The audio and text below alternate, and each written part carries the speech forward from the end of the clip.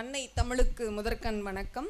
இந்த அவையில் கூடியிருக்கும் ஆன்றோர் பெருமக்களுக்கும் இந்த அரங்கத்தில் குழுமியிருக்கும் மாணவ கண்மணிகளையும் மாதிரி நீதிமன்ற குழுவின் சார்பாக இந்த நிகழ்ச்சிக்கு வரவேற்பதில் மற்றற்ற மகிழ்ச்சி அடைகிறேன். அன்பு மாணவர்களே, மாற்றம் ஒன்றுதான் மாறாதது என்ற வார்த்தையை நாம் அனைவரும் கேள்விப்பட்டிருப்போம்.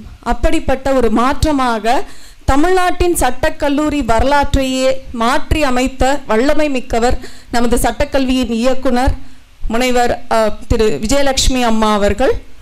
இது ஏன் நான் இங்கு குறிப்பிடுகிறேன் என்றால், பொதுவாக தனியார் சட்டக்கல்லூரி மாணவர்களுக்கும் தேசிய சட்ட பள்ளி மாணவர்களுக்கு மட்டுமே பரிச்சயமான இந்த மாதிரி நீதிமன்ற போட்டிகளை கடந்த 3 ஆண்டுகளாக அரசு சட்டக்கல்லூரி மாணவர்களுக்கும் அதன் பலன் சென்றடைய வேண்டும் என்று அரசு சட்டக்கல்லூரி மாணவர்களுக்காக மாதிரி நீதிமன்ற குழுக்களை அமைத்து அவர்களை அதில் அனுபவம் பெற வைத்து மாணவர்களை தலை சிறந்த வழக்கறிஞர்களாக உருவாக வேண்டும் என்று எங்களை எல்லாம் வழிநடத்தி கொண்டிருப்பவர் நமது சட்டக்கல்வியின் இயக்குனர் அம்மா அவர்கள். அவர்களை எனது மனதாக வணங்கி இந்த நிகழ்ச்சிக்குள் செல்வோம். அடுத்தபடியாக நமது கல்லூரியை பிரதிபலிக்கக்கூடிய நமது மதுரை அரசு சட்டக்கல்லூரியின் மாதிரி நீதிமன்றத்தில் பங்கு பெறும் மாணவர்களை ஊக்குவித்து அவர்களை உற்சாகப்படுத்தி அவர்களுக்கு தேவையான அனைத்து உதவிகளையும் தாராளமாகவே செய்து கடந்த ஆண்டில் நமது மாணவர்கள் பல்வேறு போட்டிகளில் பரிசு கோப்பைகளை அள்ளி வந்ததற்கு முக்கிய நபராக இருந்து செயல்படுபவர் நமது கல்லூரியின் முதல்வர் அவர்கள். தலைமைக்கு பணிந்தவராய், தன்னம்பிக்கை மிக்கவராய், தனக்கென்று ஒரு தனி வழியை அமைத்து கொண்டு எதிர்வரும் எத்தனை சவால்களையும் சமாளிக்கும் வல்லமை படைத்தவர். அப்படிப்பட்ட ஒருவருடைய வழிகாட்டுதலின் கீழ் இன்று மதுரை அரசு சட்டக்கல்லூரியின் சிறப்பு இன்னும் அதிகமாக கூடியிருக்கிறது என்றுதான் சொல்ல வேண்டும். ஆகவே நமது மரியாதைக்குரிய முதல்வர் முனைவர் திரு பா. குமரன் ஐயா அவர்களை இந்த நிகழ்ச்சிக்கு வருக வருக என வரவேற்று மகிழ்கிறேன். அடுத்தபடியாக இந்த விழாவின் சிறப்பு அழைப்பாளர் மூத்த வழக்கறிஞர் திரு சுவாமிதுரை ஐயா அவர்கள். அவர் சட்ட பின்புலம் உள்ள ஒரு நல்ல பாரம்பரியத்தை சேர்ந்த குடும்பத்தில் பிறந்தவர். குறிப்பிட்டு சொல்ல போனால் நமது சிறப்பு விருந்தினருடைய தந்தை வழக்கறிஞர் திரு குற்றாலம் அவர்கள் தமிழ்நாட்டிலேயே ஒரு தலை சிறந்த வழக்கறிஞர் என்று சொன்னால் அது மிகையாகாது. அப்படிப்பட்ட ஒரு சிறப்பு வழக்கறிஞருடைய குடும்பத்தில் நமது சிறப்பு விருந்தினர் மட்டும் அல்லாமல் அவருடைய சகோதரர்கள், இன்னும் சொல்ல போனால் அவருடைய மகனும் இதே வழக்கறிஞர் தொழிலுக்கு தங்களை அர்ப்பணித்து உள்ளனர். ஒரு குடும்பமாக இந்த சமுதாயத்தில் வழக்கறிஞர்கள் சேவையை செய்து கொண்டிருக்கிறார்கள். நமது சிறப்பு விருந்தினர் அவருடைய குடும்பத்தினரும் அவரும் சட்டப்பணி அல்லாமல் கடந்த 36 ஆண்டுகளாக மாவட்ட நீதிமன்றம் மற்றும் மதுரை உயர்நீதிமன்ற கிளையிலே பல்வேறு வழக்குகளிலே தன்னுடைய வாத திறமையினால் இன்று ஒரு தலை சிறந்த வழக்கறிஞராக வலம் வந்து கொண்டிருப்பவர் நமது சிறப்பு விருந்தினர் அவர்கள். அவரை பற்றி குறிப்பிட்டு சொல்ல போனால், சட்டம் சார்ந்த பணி அல்லாமல் சமூக சேவையிலும் தன்னை பெரிதும் அர்ப்பணித்து கொண்டு இன்று தமிழ்நாட்டில் இருக்கக்கூடிய பல்வேறு கல்லூரிகளில் பல்லாயிரக்கணக்கான மாணவர்களுக்கு சட்ட விழிப்புணர்வை தனது சிறப்புரையின் மூலமாக நாள்தோறும் நிகழ்த்தி கொண்டிருப்பவர். ஒரு பெரிய பலத்த கரகோஷத்துடன் அவரை இந்த விழா மேடைக்கு அறிமுகப்படுத்துவதில் மிகவும் பெருமிதம் அடைகிறேன். ஒரு தனி மனிதனாக சட்டப்பணி, சமூக பணி என்று மட்டும் அல்லாமல் தன்னை நாள்தோறும் சந்திக்கும் ஒவ்வொரு மனிதனிடமும் அன்பையும் கனிவையும் அள்ளி அள்ளி வழங்கக்கூடிய ஒரு தலை சிறந்த ஒரு தனி நபராகவும் அவரை நான் காண்கிறேன். அவருடைய அன்றாட நிகழ்வுகளில் பார்த்தீர்களானால் சட்டப்பணி, சமூக பணி, இறைப்பணி என்று பல விஷயங்களில் தன்னை ஈடுபடுத்தி கொண்டிருக்கிறார். இப்படிப்பட்ட ஒரு பன்முகத்தன்மை கொண்ட ஒரு மனிதரை மதுரை சட்டக்கல்லூரி மாணவர்களுக்கு முன் அறிமுகப்படுத்துவதிலும் அவரை இந்த விழா மேடையில் வரவேற்பதிலும் மற்றற்ற மகிழ்ச்சி அடைகிறேன். வருக வருக என மீண்டும் அவரை வரவேற்கிறேன். அவரிடம் இளவலாக நமது கல்லூரியின் முன்னாள் மாணவி செல்வி ஷப்னா அவர்கள் இப்போது பணியாற்றி கொண்டிருக்கிறார். ஸோ அவர்களுக்கும் எங்களுடைய வாழ்த்துக்கள். நமது கல்லூரி மாணவர்கள் எங்கு சென்றாலும் நமது கல்லூரியுடைய புகழை நிலைநாட்டுவார் என்பதில் எங்களுக்கு எந்தவித ஐயமும் இல்லை. அடுத்ததாக இந்த விழாவில் குறிப்புரை வழங்குவதற்காக வந்திருக்கக்கூடிய வழக்கறிஞர் திரு திருமால் ஐயா அவர்கள். அவரும் மதுரை உயர்நீதிமன்ற கிளையில் நீதி பேராணைகள், குற்றவியல் வழக்குகள், உரிமையல் வழக்குகள் என பல்வேறு வழக்குகளில் தலை சிறந்த வழக்கறிஞராக திகழக்கூடிய ஒரு முக்கிய நபர். இன்னும் சொல்ல போனால் அவர் ஹிந்து அறநிலைத்துறையில் ஒரு அரசு சார்ந்த வழக்கறிஞராக பணியாற்றிய அனுபவம் பெற்றவர். மேலும் உயர்நீதிமன்ற மதுரை கிளையில் இலவச சட்ட உதவி மையம் என்று ஒன்று இருக்கிறது. அதில் ஒரு மூத்த நடுநிலையராக தன்னுடைய சேவையை இந்த சமுதாயத்துக்கு செய்து கொண்டிருக்கிறார். ஸோ அவருடைய அந்த வாழ்நாள் அனுபவமும் நம்மளுடைய மாணவர்களுக்கு இன்று கண்டிப்பாக பெரிய பலன் அளிக்கும் என்று நம்புகிறோம். ஐயா அவர்களை இந்த விழா மேடையில் வரவேற்பதில் மற்றற்ற மகிழ்ச்சி அடைகிறேன். வருக வருக என மீண்டும் அவரை வரவேற்கிறேன்.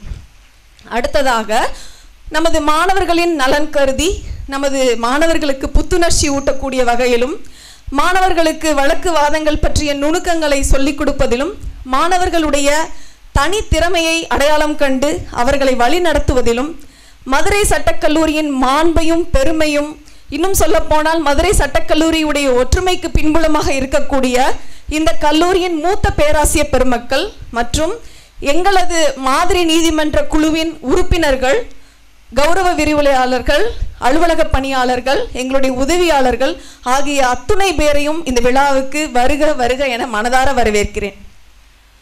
இந்த விழாவின் பயனாளிகளாகிய அன்பு மாணவர்களே, இந்த விழா உங்களுக்காக, உங்களுடைய வளர்ச்சிக்காக நமது கல்லூரி முதல்வர் அதை திட்டமிட்டு சரியான நேரத்தில் உங்களுக்கு கொடுத்திருக்கிறார். ஏன்னா முதல் ஆண்டு உள்ள நுழைந்தவுடன் மாதிரி நீதிமன்றம் என்பது நமக்கு ஒரு பெரிய சுமையாக தெரியும். ஆனால் அது நம்ம பழக பழக அது நமக்கு மிகவும் எளிமையான ஒன்று என்பதை நீங்கள் அடையாளம் காண்பீர்கள். உங்களுக்கு மாதிரி நீதிமன்ற போட்டிகள் பற்றிய ஒரு நல்ல தெளிவை இந்த நிகழ்ச்சி கண்டிப்பாக கொடுக்கும். இது ஒரு பெரிய வரப்பிரசாதமாக இருக்கும் என்பதில் எந்த விதமான ஐயமும் எனக்கு இல்லை. இந்த நிகழ்ச்சியில் கற்றறிந்த வழக்கறிஞர்கள் தங்களுடைய வழக்குவாத அனுபவங்களை உங்களுடன் பகிர காத்திருக்கிறார்கள். அவற்றை செவிமடுத்து கேளுங்கள், சிந்தனையுள் இருத்துங்கள், சிறப்புடன் வருவீர்கள் என்று நம்புகிறோம். இறுதியாக ஒரே ஒரு வரிகளை மட்டும் சொல்லி முடிக்க விரும்புகிறேன். வழக்குவாத போட்டிகளை பொறுத்தளவு மொழி ஒரு தடை கிடையாது. அதனால 2 மொழிகளிலுமே வழக்குவாத போட்டிகளில் நீங்கள் பங்கு பெறலாம். அந்நிய மொழியை அவசியத்துக்கு மட்டும் பயன்படுத்துவோம், அன்னை மொழியை அன்புக்கும் அறிவுக்கும் பயன்படுத்துவோம் என்று கூறி வாய்ப்புக்கு நன்றி கூறி விடைபெறுகிறேன். நன்றி, வணக்கம். அழகிய அடுக்கு மொழியில் அனைவரையும் வரவேற்று மகிழ்ந்தமைக்கு நன்றிகள் அம்மா. அடுத்தபடியாக மதிப்பிற்குரிய சிறப்பு விருந்தினர் திரு கே. சுவாமிதுரை ஐயா அவர்களை கௌரவிக்க எம் கல்லூரியின் முதல்வர் திரு குமரன் ஐயா அவர்களை அன்போடு அழைக்கின்றேன்.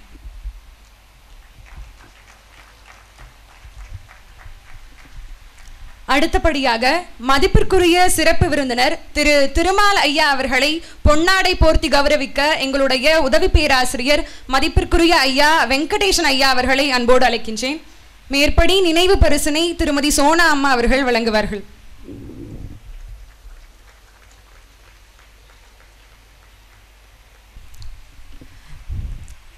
அவைக்கு நன்றி. அனைவருக்கும் மாலை வணக்கம்.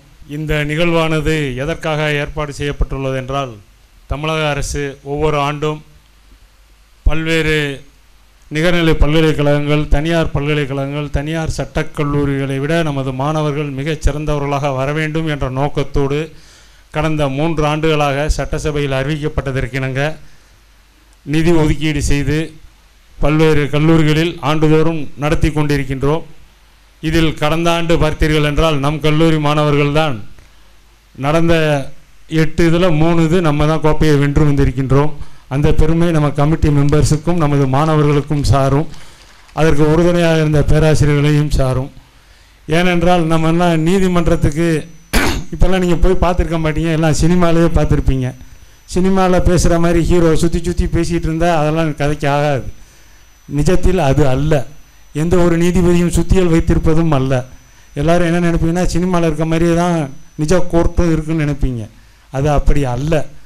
உங்களுக்கு பயத்தை போக்குவதற்காகத்தான் ஒரு வழக்கினுடைய சங்கதியை சொல்லி, இந்த மாதிரி ஒரு வழக்கு வந்தால் நீ வாதிக்கு எப்படி பேசுவீங்க வெற்றி பெறுவதற்கு, பிரதிவாதி வெற்றி பெற வேண்டுமென்றால் நீங்கள் என்ன செய்ய வேண்டும், எப்படி சட்ட நுணுக்கத்தை அறிந்து பயன்படுத்த வேண்டும் என்ற உங்களுக்கு அந்த பயத்தை போக்குவதற்காகத்தான் இந்த மாதிரியான போட்டிகள் நடத்தப்படுகின்றது. எனவே கூச்சத்தை முதலில் ஒழிக்க வேண்டும். இரண்டாவதாக நீங்கள் நிறைய படிக்க வேண்டும்.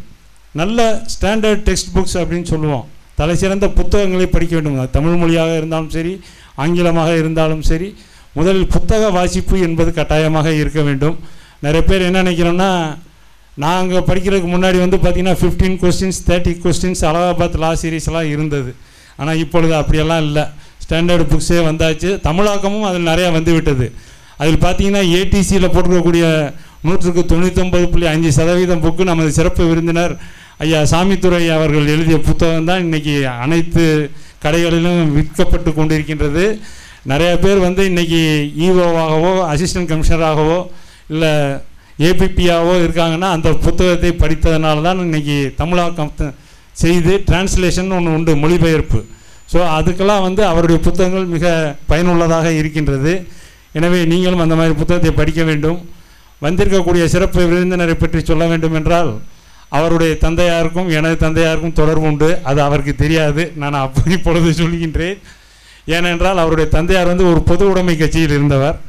எனது தந்தையாரும் அதே இதில் இருந்ததுனால அவரை பற்றி நிறையா கேள்விப்பட்டு, அவர் அந்த யூனியனிஸ்டாக இருந்ததுனால அவரோட நல்லா பழகியவர். ஸோ அப்போவே எங்கள் அப்பா சொல்லுவார், அந்த வகையில் அவர் தெரியும். அதுக்கு பிறகு நான் எனது சீனியரிடம் சேர்ந்தபோது அவர் இவருக்கும் ரொம்ப உறவினர். ஸோ அவர் வந்து இவர் எப்படி கூப்பிடுவார்னா மாப்பிள்ளைன்னு தான் கூப்பிடுவார். இவர் உடனே மாமான்னு சொல்லி பவ்யமாக பேசுவாங்க. இவர் நீதிமன்றத்தில் ஆர்கியூ பண்ணும்போதே பார்த்தீங்கன்னா சண்டையிட மாட்டார்கள். அதை வந்து எப்படி நம்ம வந்து கட்சிக்காரனுக்கு நிவாரணம் வாங்கி தர முடியுமோ அந்த மாதிரி பேசும் வல்லமை. ஸோ அது எல்லாருக்கும் வராது. சில சமயங்கள் நாமே உணர்ச்சி வசப்படுவதுண்டு. ஆனால் நாம் உணர்ச்சி வசப்படக்கூடாது. ஆனால் சொல்ல வேண்டியதை சொல்லி நியாயத்தை பெற்று தர வேண்டும். அந்த அனுபவத்தில் தான் நாங்கள் இப்போ பார்த்தீங்கன்னா, நானும் பல தடவை என்னை அவர் சிறப்பு விருந்தினராக பல பள்ளிகளுக்கு அழைத்து சென்றிருக்கிறார். 2 வாரங்களுக்கு முன்பு கூட போக்சோ சட்டம் குறித்து ஒரு புத்தகத்தை தமிழில் வெளியிட்டார். அந்த புக்கு வெளியீட்டு விழாவுக்கும் சென்றிருந்தேன். ஸோ அப்பொழுது பார்த்திங்கன்னா ஜஸ்டிஸ் விக்டோரியா கௌரி அவர்கள் சிறப்புரையாற்றினார்கள். ஸோ இதெல்லாம் ஏன் சொல்கிறோம் அப்படின்னா, வரவேற்புரை நிகழ்த்திய சோனா மேடம் சொன்ன மாதிரி நமக்கு வந்து சட்ட பணி மட்டுமல்ல, சமுதாய பணி, மொழிபெயர்ப்பு, இது எல்லாத்துலேயுமே அவர் வந்து தன்னை ஈடுபடுத்தி கொண்டு, நான் எப்பொழுது கூப்பிட்டாலும் மதுரை சட்டக்கல்லூரிக்கு வருகிறேன் என்று கூறியிருந்தார். எனக்கு ஞாபகம் இருக்கிறது, நமது பழைய பில்டிங்கில் வந்து ஒரு தடவை இதே மாதிரி 1ஆம் ஆண்டு மாணவர்களுக்கு ஒருங்கிணைப்பு நிகழ்ச்சி நடந்தபோது தன்னுடைய புத்தகங்களை ஒரு பையில் கொண்டு வந்து ஃப்ரீயாகவே லைப்ரரிக்கு கொடுத்துட்டு போனார். ஸோ அந்த வகையில் அவர் வந்து மாணவர்களுக்காக எதையும் செய்யக்கூடியவர். ஸோ அந்த வகையில் அவருடைய அனுபவங்களை பெற்று கேட்டு நீங்கள் பயன்பெறுமாறு உங்களை வாழ்த்தி விடைபெறுகிறேன். நன்றி, வணக்கம். ஆகச்சிறந்ததோர் அறிமுக உரை வழங்கியமைக்கு நன்றி ஐயா. அடுத்தபடியாக அனைவரும் காத்திருந்த தருணம், இன்றைய நிகழ்வின் முக்கிய கட்டம் என்றுதான் சொல்லியாக வேண்டும். மெட்ராஸ் உயர்நீதிமன்றத்தின் மூத்த வழக்கறிஞர், இந்திய வழக்கறிஞர் குழுமத்தின் தமிழ்நாட்டு மாநில தலைவர், பிரெய்லி மொழிபெயர்ப்பை உள்ளடக்கிய 45க்கும் மேற்பட்ட ஒருங்கிணைந்த சட்ட புத்தகங்களை வெளியிட்ட பெருமையும் இவரையே சாரும். தமிழ்நாடு கலை இலக்கிய பெருமாண்டரம் 2020 சிறந்த மனிதநேய வழக்கறிஞர் விருதையும் தமிழ்நாட்டின் சாம்பர் அறக்கட்டளையின் சிறப்பு விருதையும் பெற்றுள்ளார். இப்படி இவர் வாங்கிய விருதுகளும் பெற்ற பட்டங்களும் எண்ணிலடங்காதவை என்றுதான் சொல்லியாக வேண்டும். எனவே மதிப்பிற்குரிய சிறப்பு விருந்தினர், மூத்த வழக்கறிஞர் ஐயா சுவாமிதுரை ஐயா அவர்களை சிறப்புரையாற்றிட வருமாறு அன்போடு அழைக்கின்றோம். சரித்திரம் என்பது வந்து போனவர்களின் தொகுப்பல்ல, சாதனையாளர்களின் தந்து போன தொகுப்பு. 90 விழுக்காடுகளுக்கு மேலாக மதிப்பெண் பெற்று நீங்கள் உங்களுடைய திறமையினாலே இந்த கல்லூரியிலே வந்த மாணவ மாணவிகளுக்கு என் வணக்கங்களை நான் தெரிவிப்பதிலே மகிழ்ச்சி அடைகின்றேன். தேடிச் சோறு நிதம் தின்று பல சின்ன சிறுகதைகள் பேசி மனம் வாடி துன்பமிகு உழன்று பிறர் வாடப் பல செயல்கள் செய்து நரைகூடி கிளப்பருவம் எய்தி கொடுங்கூற்றுக்கு பின் மாயும் வெறும் வேடிக்கை மனிதனைப் போலே நான் வீழ்வேன் என்று நினைத்தாயோ என்ற பாரதியின் வாக்கிற்கேற்ப பிறந்தேன், வாழ்ந்தேன், மாண்டேன் என்பதை காட்டிலும் தன்னிகரற்ற சமுதாயத்திலே சட்டக்கல்லூரி இயக்குநராக மிக சிறம்பட செய்து வரக்கூடிய மேடம் அவர்களுக்கு என் வணக்கங்களை நான் தெரிவிப்பதிலே மட்டற்ற மகிழ்ச்சி அடைகின்றேன். இங்கே ஒரு தலைசிறந்த வழக்கறிஞராக அவர் மதுரை டிஸ்ட்ரிக்ட் கோர்ட்டிலே பணியாற்றிவிட்டு இன்று ஒரு தலைசிறந்த முதல்வராக இங்கே இந்த கல்லூரியினுடைய சிறப்பு வாய்ந்த இந்த ஆடிட்டோரியத்திலே முதல் பாக்கியமாக திறந்து வைத்து இருக்கக்கூடிய அந்த அமைப்பிலே நம்முடைய சிறந்த கல்லூரி முதல்வர் அவர்களுக்கு என் வணக்கங்களை நான் தெரிவிப்பதிலே மகிழ்ச்சி அடைகின்றேன். எங்கள் அலுவலகம் என்று சொல்ல வேண்டும். நீதியரசர் நிசாப் பானு அவர்கள் அந்த சேம்பர் 76னாலே ஒரு பெரிய கலை கட்டும்.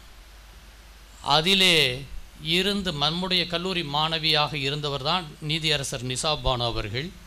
இன்றைக்கி தலைசிறந்த நீதியரசர்களிலே அட்மினிஸ்ட்ரேட்டிவ் நீதிபதியாக மதுரையிலே இருந்துவிட்டு சென்னைக்கு சென்று இப்பொழுதும் அவருடைய அலுவலகத்திலே இருந்த ஒரு பாசறையாக இருந்து இங்கே ப்ரொஃபஸராக வந்திருக்கூடிய சோனா அழகேசன் அவர்களுக்கு என் வணக்கங்களை நான் தெரிவிப்பதிலே மகிழ்ச்சி அடைகின்றேன். அதாவது encouragement is the oxygen of soul என்று சொல்வார்கள். அதற்கு ரஃபி அவர்களைத்தான் நான் எடுக்க முடியும். பேராசிரியருக்கு என்னுடைய வணக்கங்களை நான் தெரிவித்துக் கொள்கின்றேன். இங்கே ஒரு நன்றி உரை, ஒரு ஓடிக்கொண்டிருப்பதுதான் நதி, உலவிக் கொண்டிருப்பதுதான் காற்று, செயல்பட்டு கொண்டிருப்பவன் தான் இளைஞன். அந்த ஒரு நல்ல இளைய பேராசிரியர் அவர்களுக்கு என்னுடைய வணக்கங்களை வெங்கடேஷ் அவர்களுக்கு நான் தெரிவிப்பதிலே மகிழ்ச்சி அடைகின்றேன். நான் மதுரை சட்டக்கல்லூரி என்பது பல தலைமை நீதியரசர்களை தமிழகத்திலும் மற்ற மாநிலங்களிலும் இருக்கக்கூடிய பல தலைமை நீதியரசர்களை உருவாக்கிய ஒரு இடம் என்பதிலே நான் பெருமையடை. எனக்கு ஒரு மென்டார் உண்டு. அவர் யாருன்னா ஜஸ்டிஸ் பால் வசந்தகுமார். இந்த கல்லூரியினுடைய மாணவர், ஜம்மு காஷ்மீருடைய தலைமை நீதியரசராக இருக்கக்கூடிய அவர்கள் என்னுடைய வழிகாட்டி என்று நான் சொல்ல முடியும். அப்படிப்பட்ட ஒரு பலரையும் உருவாக்கிய ஒரு தளம் தான். அதிலே நீங்களும் ஒருவராக யூஆர் born to win என்று சொல்லக்கூடிய ஒரு மாபெரும் படைப்பாக நீங்கள் இங்கே வந்திருப்பது நான் மகிழ்ச்சி அடைகின்றேன். State level English moot court காம்படிஷனிலே என்னுடைய இன்டர்ன்ஷிப்பாக இருந்த ஸ்ரீ காயத்ரி, மாதவ கணேஷ், ஸ்ரீஹரி, இங்கே விஜய மணிகண்டன் போன்ற அத்தனை பேருமே சாதனை படைத்து சர்வதேச அளவிலே மூட்கோட்டிலே ஹாங்காங்கிலும் சரி வியன்னாவிலும் வெற்றி பெற்ற ஒரு பலரிலும் நீங்களும் ஒருவராக வரப்போகிற உங்களுக்கு என் வணக்கங்களை நான் தெரிவிப்பதிலே மட்டற்ற மகிழ்ச்சி அடைகின்றேன். இன்றைக்கி 24 ஆண்டுகள் பயிற்சியில் இருக்கக்கூடிய ஒரு தலைசிறந்த நல்ல வழக்கறிஞர் அருமை சகோதரர் திருமால் அவர்களுக்கு என் வணக்கங்களை நான் தெரிவித்துக் கொள்கின்றேன். ஏன் எதற்காக இந்த மாதிரி நீதிமன்றம்? முதல்ல அது ரொம்ப மிக முக்கியம். உன்னால் ஓட முடியவில்லை என்று சொன்னால், பறக்க முடியவில்லை என்று சொன்னால் ஓடு. உன்னால் ஓட முடியவில்லை என்று சொன்னால் நீ நடந்து செல். உன்னால் நடக்க முடியவில்லை என்று சொன்னால் தவழ்ந்து செல். எதையாவது எப்படியாவது செய்து கொண்டே இரு என்று சொன்னான் மார்ட்டின் லூதர் கிங். அதை நீங்கள் இங்கே செய்ய வந்திருக்கிறீர்கள். அதற்காக என் வணக்கங்களை நான் தெரிவித்துக் கொள்கின்றேன். இங்கே பல காரணங்கள்.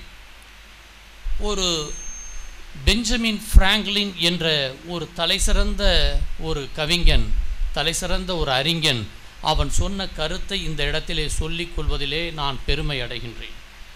For the want of nail, the shoe was lost. For the want of shoe, the horse was lost.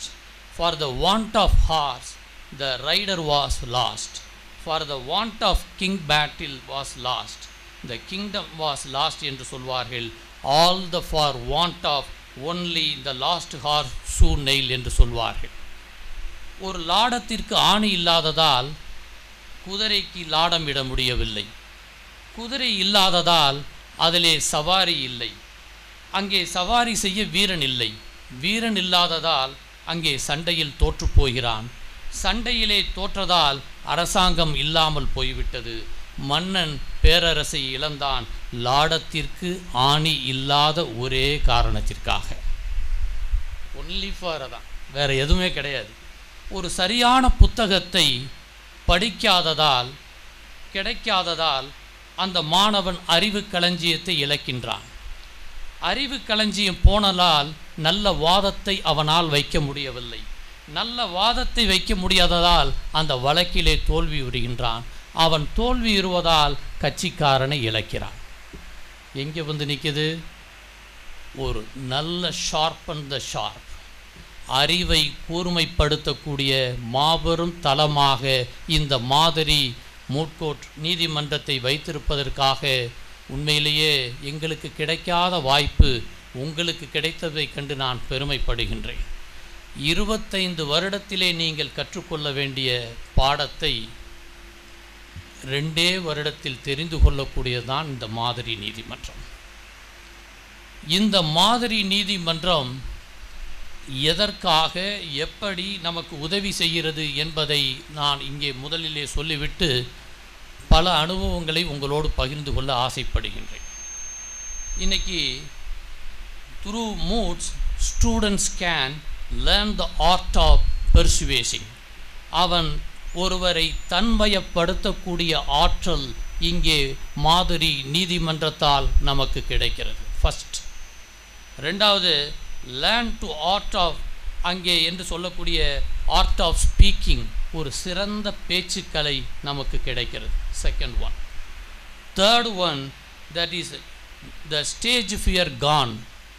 ஸ்டேஜில் நின்று பேசுகிறதுக்கு பயப்பட வேண்டியதில்லை. நான் என்னை பேச கூப்பிடப்ப ஸ்கூலில் என் பேரை சொல்லி கம்பல்சரியாக பேசணும்னு சொல்லிட்டாங்க. அந்த ஸ்டேஜில் நான் நிற்கிறப்ப ரொம்ப பயந்தேன். என் பேரை மட்டும் சொல்லிவிட்டு ஒரு கும்பிட போட்டு ஓட்டமாக ஓடிட்டேன். ஆனால் ட்ரெயின் அப் எ சைல்டு என்று சொல்வார்கள். ட்ரெயின் அப் எ சைல்டு என்று சொன்னால் ஒரு பிள்ளையை வளர்க்க வேண்டிய வழியில் வளர்த்து அவன் முதிர் வயதிலும் விடாது இருப்பான் என்று சொல்வார்கள். ஒருத்தனுக்கு எங்கள் ஃபாதரோட உட்காந்து நான் ஒரு 5-6 மீட்டிங் போனேன். ஒரு ஆப்பர்ச்சுனிட்டி கிடச்சி. அந்த ஆப்பர்ச்சுனிட்டினால் தமிழ்நாடு பாண்டிச்சேரியில் கோல்டு மெடல் கிடைக்கக்கூடிய வாய்ப்பை புதுவை சட்டக்கல்லூரி, அம்பேத்கர் சட்டக்கல்லூரியிலே கிடைக்கிறது என்று சொன்னால் முதலிலே அந்த பயத்தை போக்கக்கூடிய ஒரு வாய்ப்பு இந்த மாதிரி நீதிமன்றத்திற்கு இருக்கிறது என்பதை நான் பெருமையோடு கூறிக்கொள்ள கடமைப்பட்டிருக்கின்றேன். அது மட்டுமல்ல, can become a good orator, ஒரு தலைசிறந்த பேச்சாளர், ஒரு மிகப்பெரிய பேச்சாளராக வரக்கூடிய ஒரு வாய்ப்பு இங்கே மாதிரி நீதிமன்றத்திலே நமக்கு கிடைக்க இருக்கிறது. அதேபோல் can learn through the art of advocacy என்று சொல்வார்கள். நீதிமன்றம்ங்கிறது ஒரு மிகப்பெரிய ஒரு களம். இன்றைக்கி காலையில் நாம் ஒரு வழக்கை நாங்கள் முடிவு செய்கிறோம் என்று சொன்னால், இப்போ இதை முடிச்சுட்டு நான் 3 வழக்குகள் அங்கே மீடியேஷனில் போய் முடிக்கணும். ஆஃப்டர் தேட் இந்த மீட்டிங் முடிஞ்ச உடனே நான் நீதிமன்றத்துக்கு போக வேண்டியது இருக்கிறது. ஏன் சொல்லுகிறேன்னு சொன்னால், ஒரு வழக்கிலே ஒரு வழக்கறிஞர் ஆஜராகிறார் என்று சொன்னால் இந்த வழக்கறிஞர் சொல்லக்கூடிய வாதம் உண்மையாக இருக்கும் என்று நீதிமன்றம் நம்ப வேண்டும். ஃபஸ்ட், ஒரு ஜட்ஜே இந்த லாயர் வந்துட்டாருன்னா இவருக்கு எதாவது செய்யணும்னு நினைக்கிற அளவுக்கு ஒரு வரக்கூடிய ஆற்றல் இருந்தால் அதுதாங்க art of advocacy. Art of அட்வகசிங்கிறது அவனுடைய உள்ள நுழையிறப்பிய அங்கே அட்டென்ஷன் கெச்சர் இந்த வழக்கறிஞர் மீது பட வேண்டும். அவன் எழுந்து நின்று பேசும் பொழுதே அந்த நீதிமன்றம் ஆச்சரியப்பட வேண்டும். அவன் சொல்லக்கூடிய கருத்துக்களை கேட்டு நீதிமன்றம் அந்த தீர்ப்பை அற்புதமாக தர வேண்டும். இந்த ஆர்ட் ஆஃப் அட்வகசி ஒரு தலைசிறந்த வாய்ப்பு இந்த மாதிரி நீதிமன்றத்திலே நமக்கு கிடைக்கிறது என்று நான் பெருமையாக சொல்ல முடியும். கிரிட்டிக்கல் அனாலிட்டிக்கல் திங்கிங் என்று சொல்வார்கள். பகுத்தறிவு திறன் உணர்வு, இது மிகப்பெரிய ஒரு வாய்ப்பு. இன்றைக்கி டிசர்னிங் ஸ்பிரிட், ஒரு கேஸில் மீடியேஷனில் ஹைகோர்ட் ரெஃபர் பண்ணியிருந்தாங்க. ஒரு குழந்தைக்கு 3 அம்மா, யார்கிட்ட ஒப்படைக்கிறதுன்னு சொல்லி நீதிமன்றம் என்னிடம் அனுப்பியிருந்தார்கள். இதை டிஎன்ஏ டெஸ்ட் எடுத்து நம்ம எல்லாமே ரிசர்ச் பண்ணிடலாம். வெதர் யார்கிட்ட கொடுக்கணுங்கக்கூடிய அந்த இடத்துல இருக்கக்கூடிய ஒரு ஆற்றல் இங்கே நமக்கு இந்த மாதிரி நீதிமன்றத்திலே கிடைக்கக்கூடிய வாய்ப்பு நமக்கு இருக்கிறது. அது மட்டுமல்ல, நாம் opportunity to learn various books, பல்வேறு நூல்களை படிக்கக்கூடிய வாய்ப்புகள் நமக்கு கிடைக்கின்றன. நம்முடைய முதல்வர் அவர்கள் சொன்னாங்க, இன்றைக்கி நம்ம லைப்ரரி அந்த நூலகத்தை நாம் எவ்வாறு பயன்படுத்துகிறோம் என்பதுதான் மிக மிக முக்கியம். டாக்டர் அம்பேத்கர் அவர் அமைச்சராக இருந்த அவர் எங்கே போய் ரூம் போடணும் கேட்டால் லண்டனில் பக்கத்தில் எங்கே லைப்ரரி இருக்கோ அங்கே எனக்கு நூலகம் இங்கே ரூம் போடுங்கன்னு சொல்லுவார். அறிஞர் அண்ணாதுரை அவர்கள் ஆப்ரேஷன் சில மணி நேரங்களில் நான் இந்த புக்கை முடிக்கிறேன், நாளைக்கு ஆப்ரேஷனை மாற்றுங்கன்னு சொன்னார். இரத்த தானம் கொடுத்த பகத்சிங் இன்னும் சில மணி நேரங்கள் இருக்கிறது, நான் இந்த நூலை முடிக்கிறேன் என்று சொல்லி படித்தார். படிப்பு learning is a lifelong journey. அதை success is not a one day matter, is lifelong journey என்பதை நாம் எப்பொழுதும் வைத்து கொள்ள வேண்டும். வெற்றி என்பது ஒரு நாள் கிடையாது, படிப்பு என்பது ஒரு நாள் கிடையாது, அது சாகும் வரை படிக்க வேண்டும். ஒரு நல்ல புஸ்தகம், ஒரு நல்ல நண்பன் என்பதை நாம் மறந்துவிடக்கூடாது. என்றைக்குமே ஒரு பெஸ்ட் இன்னைக்கு தலை சிறந்த ஆராய்ச்சி செய்யக்கூடியவர்கள் அந்த நூல்களை அவர்கள் தொடர்ந்து படித்து பெரிய லீடிங் லாயர்ஸ் ஷெர்லாக் ஹோம்ஸ் எடுப்பாங்க, புக்ஸ் எடுத்து டிடெக்டிவ் ஸ்டோரியை படிச்சுக்கிட்டே இருப்பாங்க. நான் இதுவரை எத்தனையோ சீனியர்ஸோட பார்த்துட்டு இப்போ 36 வருடம் இந்த தொழிலில் நான் முடித்து விட்டேன். 36 வருடத்தில் ஒரு நாள் கூட நான் புக்கு படிக்காமல் தூங்கினதே கிடையாது. மாதம் 40,000 ரூபாய்க்கு குறையாமல் புத்தகம் வாங்குவேன். எந்த புது புத்தகங்கள் வந்தாலும் என்னுடைய அலுவலகத்தில் உறுதியாக இருக்கும். நான் எல்லாருக்கும் புத்தகங்களை அன்பளிப்பாக கொடுப்பேன். அது என்னுடைய பேஷன். எங்கே பெஸ்ட் புக் எந்த கண்ட்ரியில் இருந்தாலும் சரி, அதை வாங்கி படிக்க வேண்டும் என்பதை நாம் இதயத்திலே வைத்து கொள்ள வேண்டும். அதற்கு ஒரு நூலகம் நமக்கு ஒரு மிகப்பெரிய களம் என்பதை மறந்துவிடக்கூடாது. அதே போன்று லேர்னிங் த ப்ரொசீஜர்ஸ். ஒரு கோர்ட்டுன்னு சொன்னால் எல்லாத்துலேயும் இருக்குது. ஒரு பாடி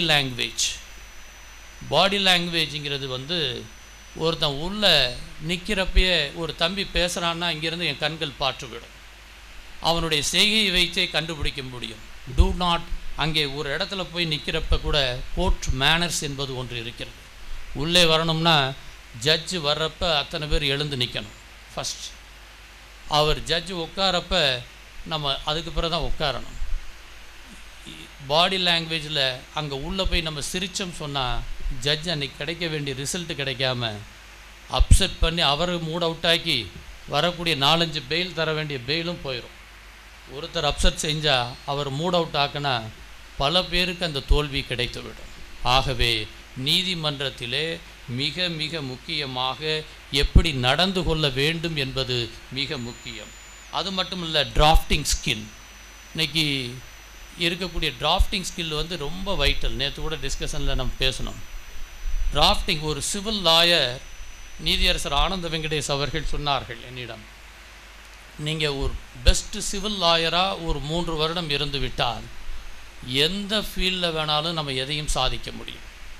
அந்த சாதனை என்பதற்கு மிக முக்கியம் ஒரு டிராஃப்டிங் ஸ்கில்.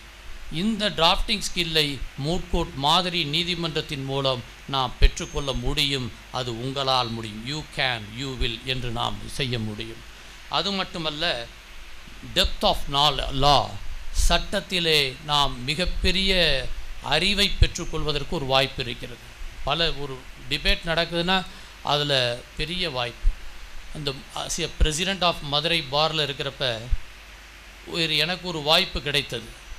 62 மாணவ மாணவிகளை வரவழைத்து ஃபஸ்ட் டைம் பாரில் இருந்து ஒரு மூட்கோட்டை நடத்தினோம்.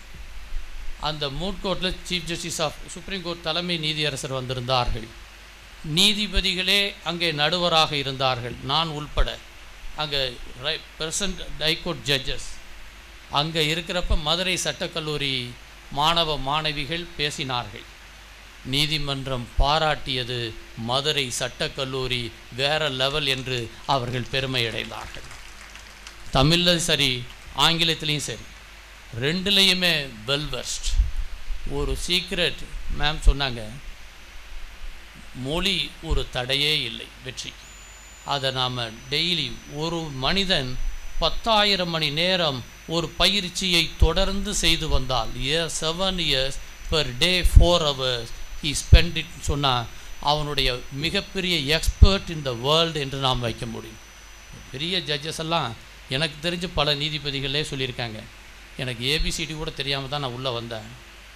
எனக்கு ஒரு நல்ல சீனியர் கிடைச்சார். அந்த சீனியர் என்னை க்ரூம் பண்ணார், டிராஃப்டிங் டெய்லி எழுத சொன்னார். நான் லிஃப்கோ டிக்ஷனரியை வச்சு படித்தேன். இன்றைக்கி உயர்நீதிமன்ற நீதிபதியாக நான் இருக்கிறேன் என்று சொன்னார். இந்த பெருமை எல்லாருக்கும் உண்டு. நமக்கு மென்டார் தொழில் தான் நம்ம இந்த வக்கீல் தொழில். நீங்கள் பயிற்சி பெறக்கூடிய மாபெரும் வாய்ப்பை உங்களுக்கு நல்ல சீனியர் அமையும் பொழுது டெஃபினட்டாக you will get it, you will win it என்பதை நாம் மறந்துவிட முடியாது. இது ஒரு மாபெரும் வாய்ப்பு.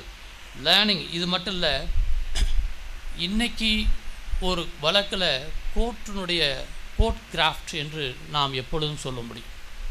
இன்றைக்கி இந்த நீதிமன்றத்துக்குள்ளே அந்த நீதிபதியினுடைய மனநிலை எப்படி இருக்கிறது? ஃபஸ்ட்டு எல்லாரும் சொல்லக்கூடிய ஒரே ஒரு இது என்னென்னா, கோர்ட்டில் நம்ம எப்படி வேணாலும் போய் நிற்கலாம், சட்டம் கூட நமக்கு ஓரளவுக்கு தெரியாமல் கூட போயிருக்கலாம், ஆனால் facts of the case very very essential என்று சொல்லுவாங்க. அந்த வழக்கை பற்றியே தெரியாமல் போய் நின்னா தான் ரொம்ப கேவலமாக போயிடும். ஃபஸ்ட் என்ன case? Prosecution case. What is the prosecution case? இந்த ப்ராசிக்யூஷன் கேஸை மட்டும் நீங்கள் கோர்ட்டில் சொன்னால் போதும், ஜட்ஜு டிசைட் பண்ணிடுவாங்க. அதை இந்த மாதிரி நீதிமன்றம் நமக்கு எடுத்து வைக்கிறது. ஃபஸ்ட் அதுதான் இதனுடைய மாபெரும் வெற்றி. இங்கே இருக்கக்கூடிய ஒவ்வொருவரையும் மிக அற்புதமாக அவர்கள் வைத்திருக்கின்றார்கள் இந்த மாதிரி நீதிமன்றத்திலே. இங்கே மெட்டீரியல் ரிசோர்ஸஸ் என்று சொல்வார்கள், அது நூலகத்திலே பெற முடியும். மெட்டீரியல் ரிசோர்ஸஸ்ங்கிறது நூலகத்திலே நாம் பெற முடியும். மெமோரியல்ஸ், எழுத்துப்பூர்வமான வாதத்தை நாம் எப்படி செய்ய வேண்டும் என்பது மூட்கோட்டில் ஒரு கம்பல்சரி, அதை நாம் பெற்றுக்கொள்ள முடியும். அதேபோல் ஓரல் ப்ரெசன்டேஷன் என்று சொன்னால் வாய்மொழி வாதம் எப்படி செய்ய வேண்டும் என்பதை இதன் மூலம் நாம் தெரிந்து கொள்ள முடியும். அதுபோல நாம் எப்படி நடந்து கொள்ள வேண்டும் என்பதை கூட வைத்திருக்கின்றார்கள். ஒரு இடத்துல அங்கே நீதிபதிட்ட எப்படி பெர்மிஷன் கேட்குறது, நாம் மன்னிச்சுங்கன்னு சொல்லி கேட்குறத விட அந்த இடத்துல அங்கே எப்படி நீதிமன்றத்தை அணுகி பேச வேண்டும் என்பதை வைத்திருக்கிறார்கள். கடைசி எப்படி முடிக்க வேண்டும் என்பதை வைத்திருக்கிறார்கள். மச் ஒப்ளைஜ்ட் என்று சொல்லக்கூடிய அந்த வார்த்தை. எப்படி நாம் நீதிமன்றத்திலே எடுத்து வாதத்தை வைக்கிறது, அன்கண்டிஷனல் அப்பாலஜி எப்படி கேட்பது போன்ற பல நுணுக்கங்களை நாம் இதில் தெரிந்து கொள்ளக்கூடிய மாபெரும் வாய்ப்பு இங்கே இருக்கிறது. அது மட்டும் இல்லை, நமக்கு ஒரு பெரிய 5 ஸ்டார் என்று சொல்லக்கூடிய ஸ்கில் எது என்ன சொல்கிறாங்கன்னா, ஒன்று கிளாரிட்டி. ஒன்றிலே கிளாரிட்டி என்று சொன்னால் தெளிவு, அதில் மாதிரி நீதிமன்றத்திலே நமக்கு கிடைக்கிறது. இரண்டாவது லாஜிக், தர்க்கபூத வாதத்தை கிடைப்பது இங்கே கிடைக்கிறது. மூன்றாவது ரெஸ்பான்சிவ், பதில் சொல்லக்கூடிய கிடைப்பதற்காக இருக்க வேண்டிய வாதத்தை எப்படி வைக்கிறது, எழுத்துப்பூர்வமாக வாதம், இங்கே பதில் சொல்லக்கூடிய ஒரு வாதத்தை வைக்கிறார்கள். ரீசனிங், காரண காரியத்தை எப்படி சொல்வது, ப்ராக்டிக்கல் எப்படி செயல்படுவது, இது எல்லாமே இந்த மாதிரி நீதிமன்றத்திலே நமக்கு இருக்கிறது. நான் ஒரு வழக்கு நடத்தி சமீபத்தில் என்னை நியமித்தார்கள். அது ராஜீவ்காந்தி கொலை வழக்கிலே 7 பேர் சிறையில் இருக்கக்கூடியவர்களுக்கு அந்த வழக்கிலே நியமித்த பொழுது அந்த குற்றவாளி ரவிச்சந்திரன் என்பவர் 37 வருடம் சிறைச்சாலையிலே இருந்தார். அந்த கேஸில் அவர் கொஞ்சம் 24 இயர்ஸில் ஜெயிலுக்கு போனவர். அவர் என்னை இந்த கேஸில் நீங்கள் தான் அப்பியர் ஆகணும்னு சொல்லி ரொம்ப ஆர்வமாக கேட்டார். சீஃப் ஜஸ்டிஸ்ட்டை எழுதி போட சொல்லி அது எனக்கு அலாட் செய்தார்கள். அந்த வழக்கிலே தமிழகத்தினுடைய 3 முதல்வர்கள் சட்டசபையிலே சொல்லி அந்த தீர்மானம் போட்டு அவர் விடுதலை செய்யலாம்ங்கிறதுக்கு ட்ரை பண்ணாங்க கவுன்சில் ஆஃப் மினிஸ்ட்ரியில். அதிலே அந்த வழக்கில் இருக்கக்கூடிய அந்த நபர் எனக்கு அங்கேருந்து டிராஃப்டிங் எழுதி அனுப்பிச்சிருந்தார். நான் ஒரு வரி கூட மாற்றாமல் ஒரு குற்றவாளி மதுரை மத்திய சிறைச்சாலையில் இருந்து அவன் கான்ஸ்டிடியூஷனில் சேலஞ்சு பண்ணக்கூடிய வார்த்தைகளை எழுதி அங்கே இருப்பதை எனக்கு அனுப்பி வைத்தார். அந்த வழக்கில் ஃபார்ச்சுனேட்டாக அவர் ஜெயிலிருந்து வெளியே வந்தார். என்னை பார்க்க வந்தார் தேங்க்ஸ் சொல்கிறதுக்காக. நான் அவர்கிட்ட சொன்னேன், இது என்னுடைய வெற்றி இல்லை, உங்களுடைய வெற்றி.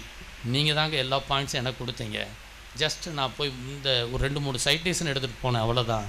ஆனால் உங்களுடைய பங்களிப்பு மிகப்பெரிய பங்களிப்பு என்பதை அவரிடம் நான் எடுத்து சொன்னேன். இந்த ஸ்கில் இன்றைக்கி கிளைண்ட்ஸுக்கிட்டே இருக்குது. நமக்கு இந்த மாதிரி நீதிமன்றத்தில் அது கிடைக்குது. அதனால் தயவு செய்து இந்த மாதிரி நீதிமன்றத்தை நீங்கள் இக்னோர் பண்ணிவிட வேண்டாம் என்பதை நான் சொல்லிக் கொள்கின்றேன். ஈஸியாக லேர்ன் பண்ண முடியும். 21 days ஒரு ப்ராக்டிஸ் எடுத்தால் ஒரு மாபெரும் வெற்றி. 21 நாள் தான். ஹெலன் கெல்லர் சொல்லியிருக்காங்க, நீங்கள் வாழ்க்கையிலேயே மிக மோசமாக what would be worse than being eyesight என்று சொல்லக்கூடிய பிறவி பிளைண்ட் என்று சொன்னால், பிறவியிலேயே கண்ணு தெரியாததை விட மோசமாக நீங்கள் எதை கருதுகிறீர்கள் என்று சொன்னால், to have a sight but there is no vision என்று சொன்னார்கள். கண் இருக்கும் ஆனால் தரிசனம் இருக்காது. அவனைத்தான் மோசமாக நினைப்பேன் என்று ஹெலன் கெல்லர் பார்வையற்ற ஒரு பெண்மணி, அவள் சாதனை படைத்த அந்த பெண்மணி, அவள் தன் கருத்தை பதிவு செய்கிறாள். அதை நாம் நினைவிலே வைத்து கொள்ள வேண்டும். சும்மா ஜாலியாக நம்ம உட்கார்ந்தோம், அரட்டை அடித்தோம், போனோங்கிறதுக்கு இங்கே வரல. What is the reason? இன்றைக்கி நீங்கள் ஒழுங்காக இல்லைன்னா மிக கேவலமாக போக வேண்டிய ஒரு சூழ்நிலை ஏற்பட்டு, எப்பயுமே பி அலர்ட், பி காசியஸ். காரணம், இன்றைக்கி நீதித்துறையிலே 80% பெண்கள் முக்கியத்துவமாக இருக்கிறார்கள். இன்றைக்கி இங்கே கூட ஆச்சரியமாக இருக்கிறது, மிக அதிகமாக மாணவிகள் இங்கே வந்திருக்கிறார்கள். அவர்களுக்கு மாணவர்கள் ஒரு கரவொலி எழுப்பும்படி அன்போடு நான் கேட்டுக்கொள்கின்றேன். ஏன்னா இதெல்லாம் பாரதி கண்ட கனவு என்று தான் நான் பார்க்கின்றேன். ஏன்னா பாரதி கண்ட கனவை மதுரை சட்டக்கல்லூரி நிறைவேற்றி கொண்டிருக்கிறதற்காக வாழ்த்துக்கள். மதுரையில் இன்னைக்கு தமிழகத்திலே 16 உயர்நீதிமன்ற நீதியரசர்கள் பெண் நீதியரசர்கள் என்ற பெருமையினை இந்த அரங்கத்திலே நான் சொல்லிக்கொள்வதிலே பெருமை அடைகின்றேன்.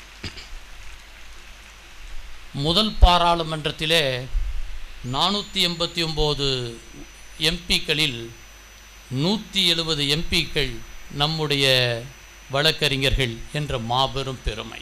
நம்ம எவ்வளோ பெரிய பெருமை பாருங்கள்.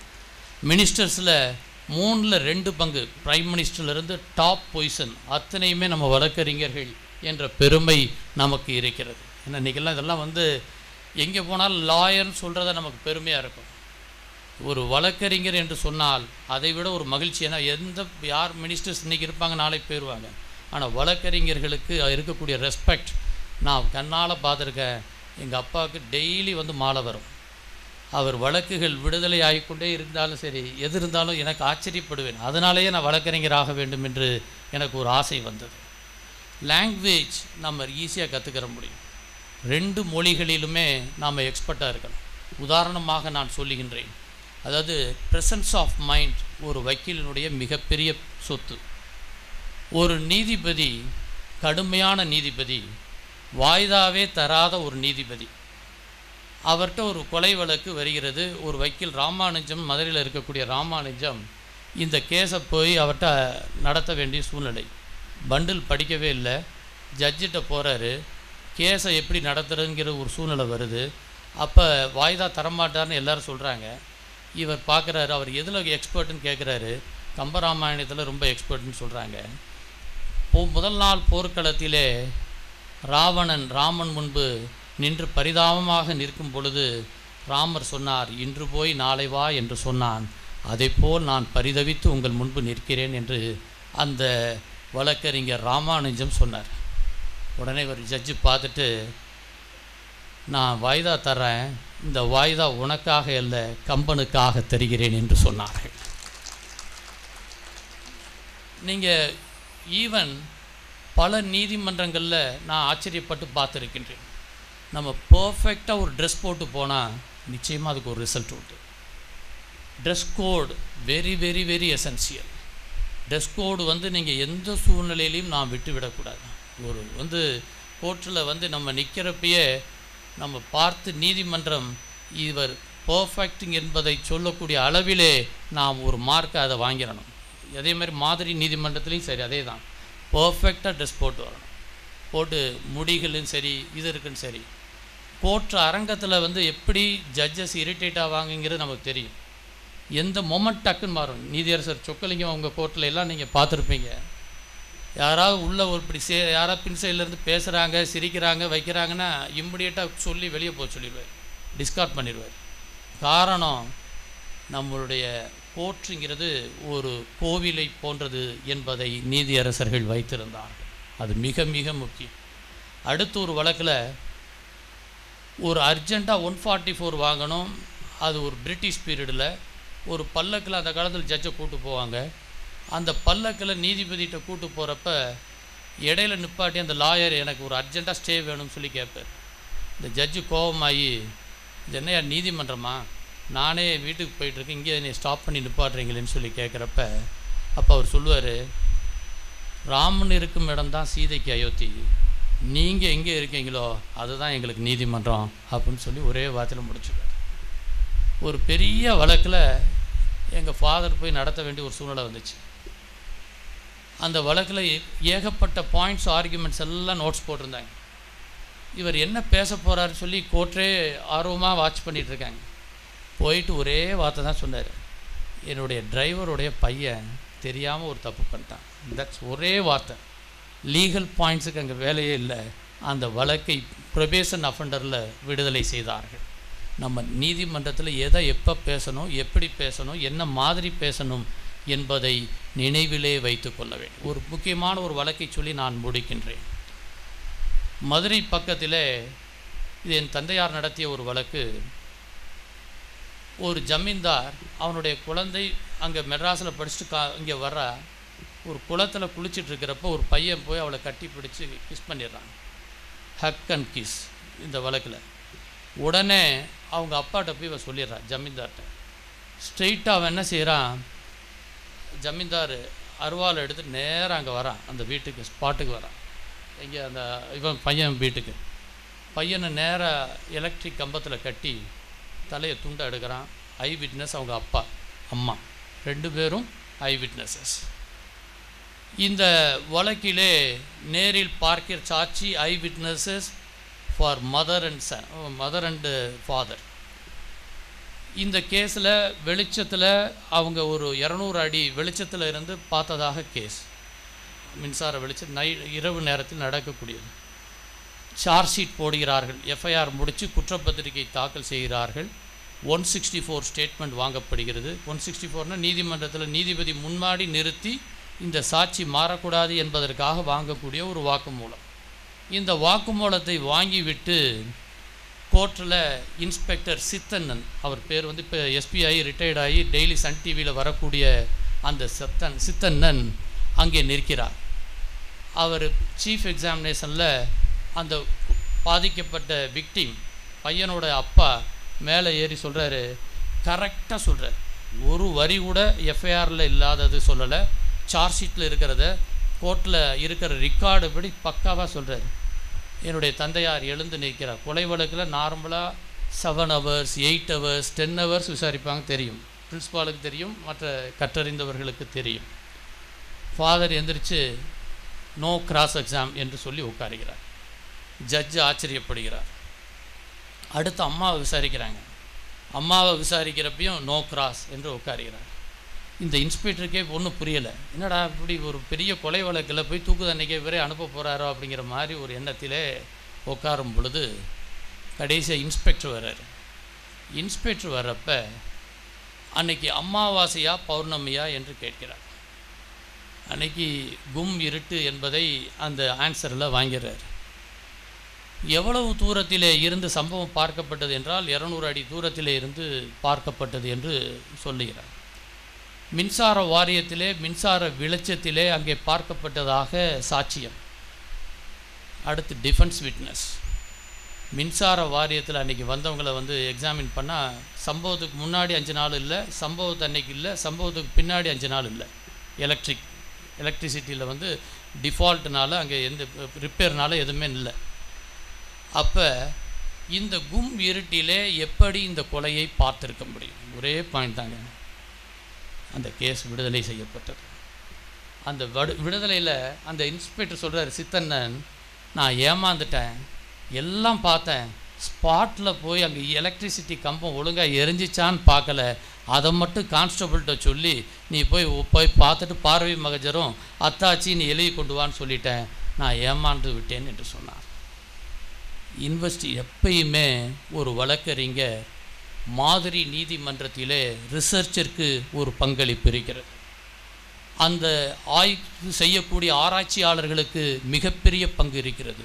டீம் ஒர்க் இது என்பது மாதிரி நீதிமன்றம். Talent wins games but team works wins championship என்று சொல்வார்கள். ஒரு தனி மனித வெற்றி அல்ல, கூட்டு முயற்சி. அந்த கூட்டு முயற்சியைத்தான் நீங்கள் செய்ய போகிறீர்கள். இந்த மாதிரி நீதிமன்றம் என்பது ஒரு மாபெரும் கூட்டு முயற்சி, சினர்ஜைஸ் என்று சொல்வார்கள். அந்த கூட்டு முயற்சியை நீங்கள் செய்ய போகிறீர்கள். ஒன்றே ஒன்றுங்க, வாழ்க்கையில் என் அப்பா பெரிய வக்கீலாக மதுரையில் இருந்த 300 ஜூனியர்ஸ் எங்கள் அப்பாட்ட இருந்தாங்க. என்னுடைய தந்தையார் காலையில் 5 மணிக்கு எழுந்திரிச்சு சைக்கிளில் போய் அவங்க சீனியருக்கு என்ன வேணுமோ அதை செஞ்சுட்டு, அவங்க குடும்பத்துக்கு என்ன வேலை செய்யணுமோ அதெல்லாம் செஞ்சுட்டு ஹார்ட் ஒர்க் பண்ணார். இன்றைக்கி அந்த பலன் எனக்கு கிடச்சிருக்கு. ஆக்சுவலாக நான் அப்படி தான் சொல்ல முடியும். ஆனால் உங்களுக்கு எதுவுமே இல்லாமல் எளிமையாக நீங்கள் வெற்றி கொள்ளப் போகிறீர்கள். இந்த மாதிரி நீதிமன்றத்தால் உறுதியாக வெற்றி பெறப் போகிறீர்கள். Success is not found your circumstances. Success is overcoming your circumstances என்றதை நாம் மனதிலே வைத்து கொள்ள வேண்டும். ஏன்னா இன்றைக்கி ஆட்டிடியூட், டீமில் ஒருத்தர் மோசமாக இருந்தால் அவர்கிட்ட சொல்லிடணும், ஐயா நீ தயவுசெய்து பாசிட்டிவாக இரு, நெகட்டிவாக பேசாத. நம்ம டீம்கிட்ட சொல்லிடணும். பாசிட்டிவ் என்று சொன்னால் your attitude is a choice. இன்றைக்கி காலையில் எந்திரிச்சோடனே நான் மகிழ்ச்சியாக இருக்கேன்னு நினச்சா இன்றைக்கி மகிழ்ச்சி, நான் சோகமாக இருக்கேன்னு நினச்சா சோகம். உன் தலையில் மேலே போகக்கூடிய பறவையை ஒன்றும் செய்ய முடியாது, ஆனால் உன் தலை மேலே கூடு கட்டுற பறவையை நீ தடுக்க முடியும். அது நம் வாழ்க்கையிலே எப்பொழுதும் நினைத்து கொள்ளும். Attitude is a contagious one. முடியாது என்று சொன்னால் மூடத்தனம், முடியுமா என்று சொன்னால் மடத்தனம், முடியும் என்று சொன்னால் மூலதனம். அது உங்கள் கையிலே இருக்கிறது. அதற்கு என் வாழ்த்துக்களை நான் தெரிவித்துக் கொள்கின்றேன். நீ படுத்து கிடந்தால் பூமி உனக்கு படுக்கையாக இருக்கிறது, அதுவே நீ எழுந்து நடந்தால் பாதையாக இருக்கிறது. படுக்கை வேண்டுமா பாதை வேண்டுமா என்பதை தீர்மானிக்கக்கூடிய வெற்றி நம் கையில் இருக்கிறது. இதற்கு மாதிரி நீதிமன்றம் நமக்கு மிகப்பெரிய வாய்ப்பாக இருக்கிறது என்பதை நாம் மறந்துவிடக்கூடாது. நாம் எந்த முடியும் என்றால் முயற்சி செய், முடியாது என்றால் பயிற்சி செய், அவ்வளோதான், சிம்பிள். பொதுப்பணியில் செலவழிக்க நினைக்கும் போது பொருள் இல்லை, பொருளும் புகழும் பொதுப்பணியும் சேர்ந்த பின்னே பொதுப்பணியில் நினைவில்லை. போதுமான பொருள் பொதுப்பணியும் நினைவு வந்தால் போட்ட திட்டம் நிறைவேற கூட்டாளிகள் சரியில்லை. அது இருந்தால் இது இல்லை, இது இருந்தால் அது இல்லை, அதுவும் இதுவும் சேர்ந்திருந்தால் அவனுக்கு இங்கே இடமில்லை. ஆனால் உங்களுக்கு எல்லாம் இருக்கிறது, வெற்றி உங்கள் கையிலே இருக்கிறது. நீங்கள் சாதனையாளர்கள். நீங்கள் மதுரையிலே, தமிழகத்திலே, இந்தியாவிலே ஒரு தலைசிறந்த வழக்கறிஞர்களாக, நீதிபதிகளாக உங்களை நான் பார்க்க இருக்கின்றேன். நன்றி, வாழ்த்துக்கள். பாரதியின் பாடலில் துவங்கிய இவரின் உரை பாவனை நிறைந்த பேச்சால் கம்பனையும் எங்களுக்கு நினைவூட்டி எண்ணங்களை கொள்ளை கொண்டது என்றுதான் சொல்லியாக வேண்டும். மாதிரி நீதிமன்றத்தின் நன்மைகளை நம் கண்முன் அப்படியே தத்ரூபமாக காட்டியமைக்கு மிக்க நன்றிகள் ஐயா. எழுச்சி மிக்க பேச்சால் எங்கள் மூளைக்கு தீனியிட்டமைக்கும், நேற்றைய வரலாற்றை படிக்காத ஒருவனால் நாளைய வரலாற்றை படைக்க இயலாது என்பதனை நினைவூட்டியமைக்கும் மிக்க நன்றிகள் ஐயா. அடுத்ததாக மெட்ராஸ் உயர்நீதிமன்றத்தின் மதுரை கிளை வழக்கறிஞர், மதுரை அரசு சட்ட கல்லூரியின் முன்னாள் மாணவர், நீதி பேராணை, உரிமையியல், குற்றவியல் வழக்குகளில் கைதேர்ந்தவர். இவர் இந்து அறநிலைத்துறையின் வழக்குரைஞராகவும் பணியாற்றி வருகிறார் என்பதும் குறிப்பிடத்தக்கது. மேலும் இலவச சட்ட உதவி மையத்தின் நடுநிலையராகவும் இருந்து வருகிறார். ஆம், இத்தனை மதிப்பிற்கும் மரியாதைக்கும் உரிய சிறப்பு விருந்தினர் திரு வி. திருமாலையா அவர்களை வழக்காடு மன்றத்தின் முக்கியத்துவத்தை குறித்து உரையாற்ற வருமாறு அன்போடு கேட்டுக்கொள்கிறோம். அனைவருக்கும் மாலை வணக்கம். சார் பேசுனதுக்கப்புறம் செகண்டாக என்னை பேச சொல்கிறாங்க. நான் எடுத்து வச்சிருந்த பாயிண்ட்டுகளில் மேஜராக சார் பேசிட்டாங்க. இருந்தாலும் இந்த ஃபங்க்ஷனுக்கு என்னை அழைத்த மூத்த வழக்கறிஞர் சாமித்துரை சார் அவர்களுக்கும், இந்த கல்லூரியின் முதல்வர் ஐயா குமரன் சார் அவர்களுக்கும், இந்த மூட்கோட் கமிட்டியின் தலைவர்கள், குழுவின் தலைவராக உள்ள சோனா மேடம் ப்ரொஃபஸர் அவர்களுக்கும், இங்கே கூடியிருக்கும் மாணவ செல்வங்கள் அனைவருக்கும் நன்றியை தெரிவித்துக் கொள்கிறேன்.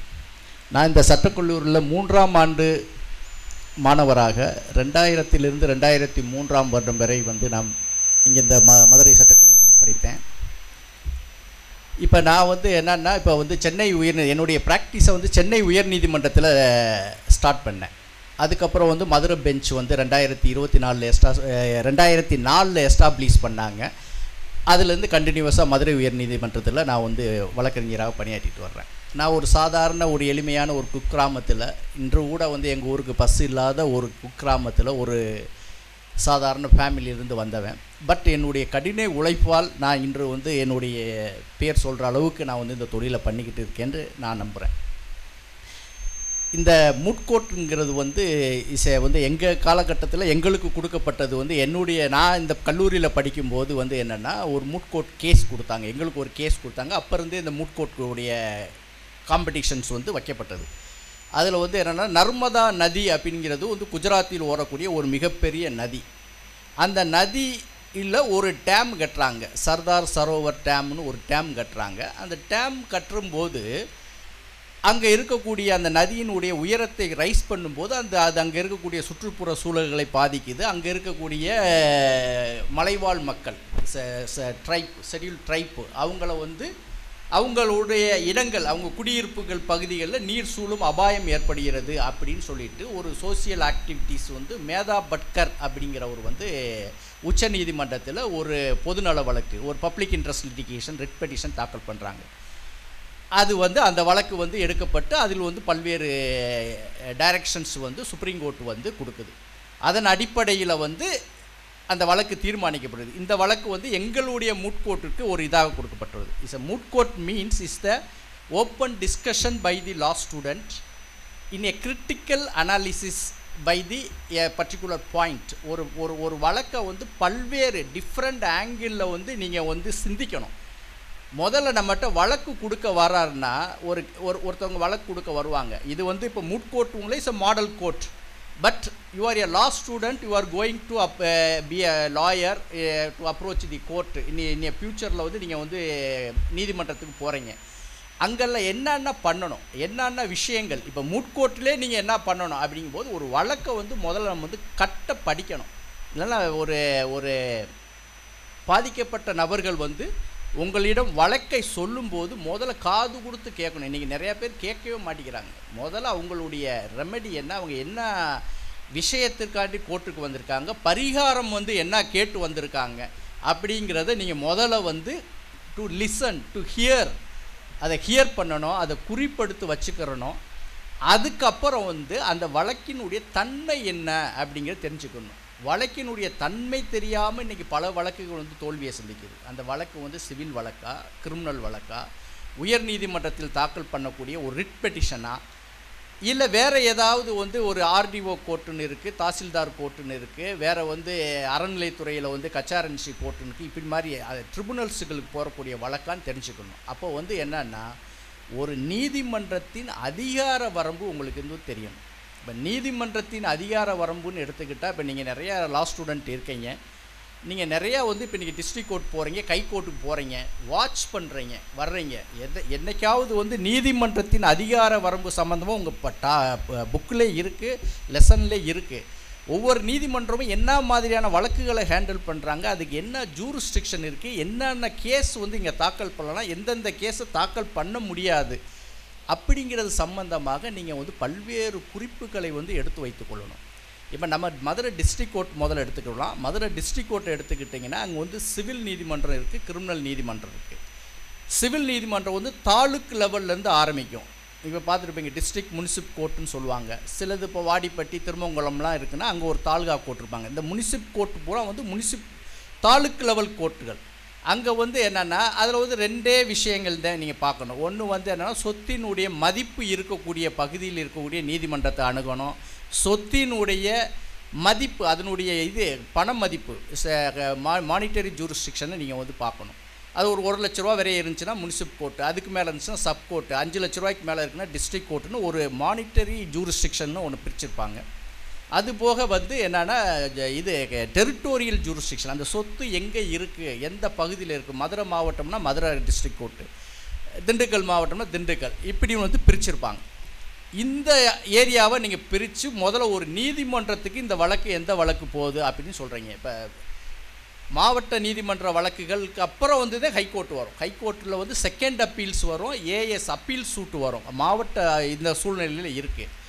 இப்போ வந்து முதல்ல அது சிவில் நீதிமன்றம் இந்த சட்டத்தில் முதல்ல taluka court, sub court, district court, high court, அதுக்கு மேலே தான் சுப்ரீம் கோர்ட்டுக்கு அப்பீல் போகும். சிவில் வழக்குகள்.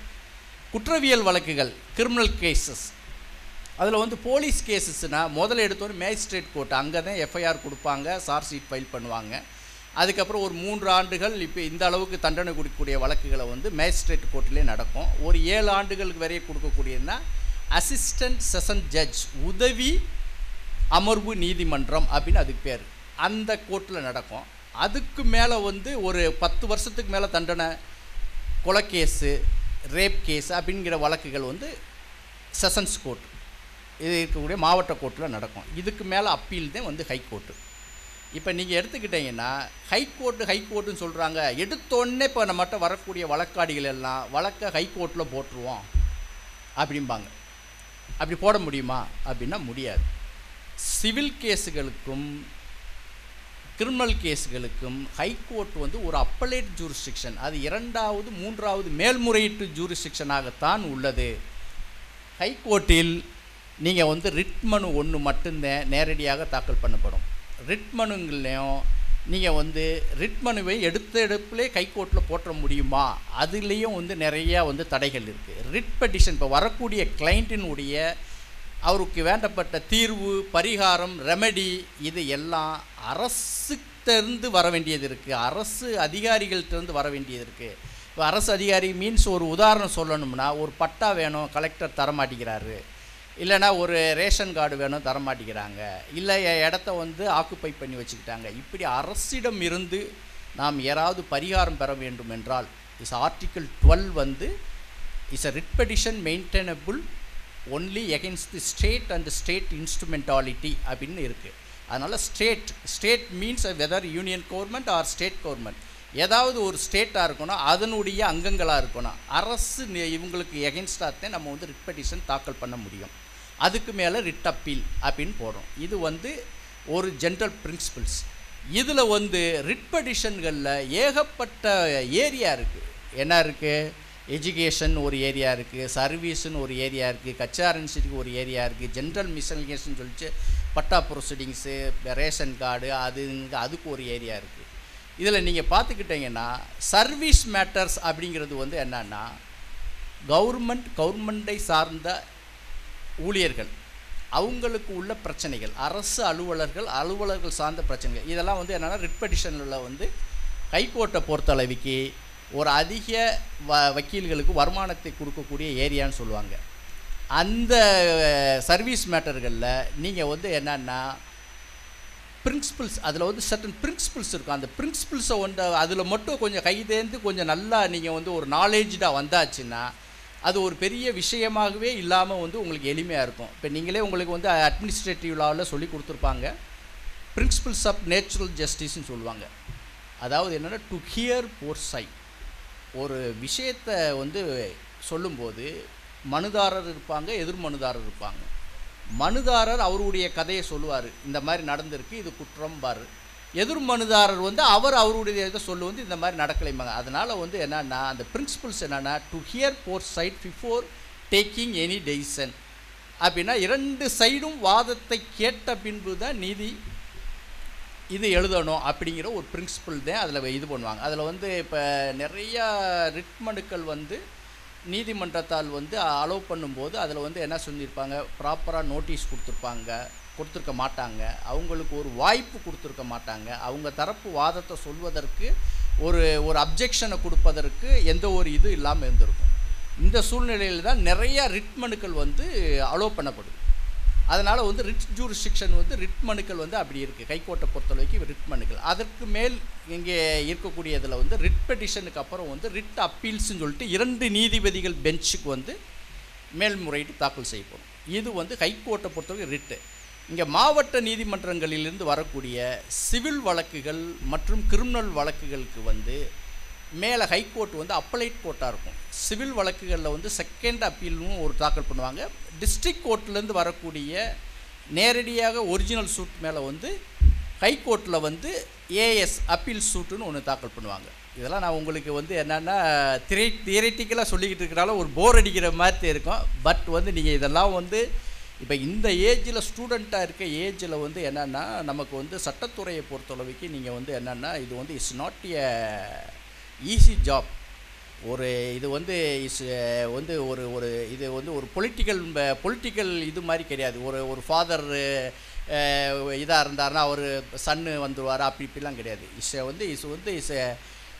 Person having own knowledge and merit only to achieve this profession. Everyday நீங்கள் படிக்கணும். இப்போ இதுதான் பெரிய ஒரு வக்கீல் தொழிலில். இப்போ நாங்கள்லாம் வந்து காலையில் 10 மணிக்கு போய் உட்காந்தோம்னா ஈவினிங் 7 o'clock ஆகிறதே தெரிய மாட்டேங்குது. அந்த அளவுக்கு வந்து என்னென்னா ஒவ்வொரு டிஃப்ரெண்ட் கேசஸ் வருது. இன்றைக்கி வந்து மாடர்ன் ட்ரெண்டில் அந்த காலத்தில் இருக்கும்போதெல்லாம் வந்து ஒரு வழக்கை தாக்கல் பண்ணுவாங்க, நீதிமன்றத்தில் இருக்கும். அதில் நிறையா வந்து உங்களுக்கு வந்து டிரான்ஸ்பரன்சி இருக்காது. இன்றைக்கி நவீன காலம், எல்லார் கையிலும் மொபைல் ஃபோன் இருக்குது. ஒரு வழக்கு தாக்கல் பண்ண அடுத்த நிமிஷத்தில் வழக்கினுடைய நம்பர் கேட்குறான், எஸ்ஆர் நம்பர் எங்கன்னா கேட்குறான், மெயின் நம்பர் என்ன கேட்குறான், கோர்ட்டில் வழக்கு பெண்டிங்காக இருக்காங்கிறது கேட்குறாங்க, வழக்கு வந்து முடிவு பெற்றதாங்கிறத பார்த்துடுறாங்க, வழக்கினுடைய தீர்ப்பு வந்துருச்சுன்னா உடனே எடுத்துடுறாங்க. எல்லாமே இன்டர்நெட், இமெயில் அண்டு இதில் வந்து பார்த்தீங்கன்னா இன்றைக்கி வந்து இருக்குது. அதனால் வந்து இனி வரக்கூடிய ஜென்ரேஷன்கள் ரொம்ப அவேர்னஸாக இருக்கணும், ரொம்ப வந்து ஆக்டிவாக இருக்கணும். சார் சொன்னாங்க ப்ரெசன்ஸ் ஆஃப் மைண்டு, கல்வியினுடைய மகத்துவத்தை வந்து நம்ம வந்து தெரிஞ்சுக்கணும். ஏன்னா தமிழ்நாடுங்கிறது வந்து கல்வியில் வந்து உயர்ந்த மாநிலம். அது வந்து பெண்கள் கல்வியில் வந்து தமிழ்நாடு உயர்ந்த மாநிலம். இப்போ சார் சொன்னாங்க, இருந்தாலும் அந்த நான் இன்னொருக்கா அவங்கள்ட்ட கோடிட்டு காட்ட விரும்புகிறேன். பகத்சிங் வந்து தூக்கு மேடைக்கு போகும் வரை வந்து படித்து கொண்டிருந்தார். அறிஞர் அண்ணாதுரைங்கிறது வந்து ஒரு புத்தகத்தை படித்து முடிக்க வேண்டும் என்பதற்காக தன்னுடைய அறுவை சிகிச்சை ஆப்ரேஷனவே அடுத்த நாள் தள்ளி வைத்தார். டாக்டர் அம்பேத்கர் வந்து சிறையில் இருக்கும்போது வந்து சிறைச்சாலையினுடைய இது வந்து நூலகத்திற்கு அருகில் இருக்குமாறு கேட்டார். டாக்டர் அப்துல் கலாம் அவர்கள் தன்னுடைய படிப்புனாலேயே இந்தியாவின் ஜனாதிபதியாக உயர்ந்தார். ஒரு சாதாரண ராமேஸ்வரம்ங்கிற கிராமத்திலிருந்து தன்னுடைய கல்வியினால் வந்து இந்திய ஜனாதிபதியாக உயர்ந்தார். இன்றைக்கு இருக்க சூழ்நிலையில் ஒரு லா ஸ்டூடெண்ட்டுக்கும் ஒரு அட்வொகேட்டுக்கும் இருக்கும் வி ஆர் கேவிங் ஸோ மச் சோசியல் ரெஸ்பான்சிபிலிட்டி இருக்குது.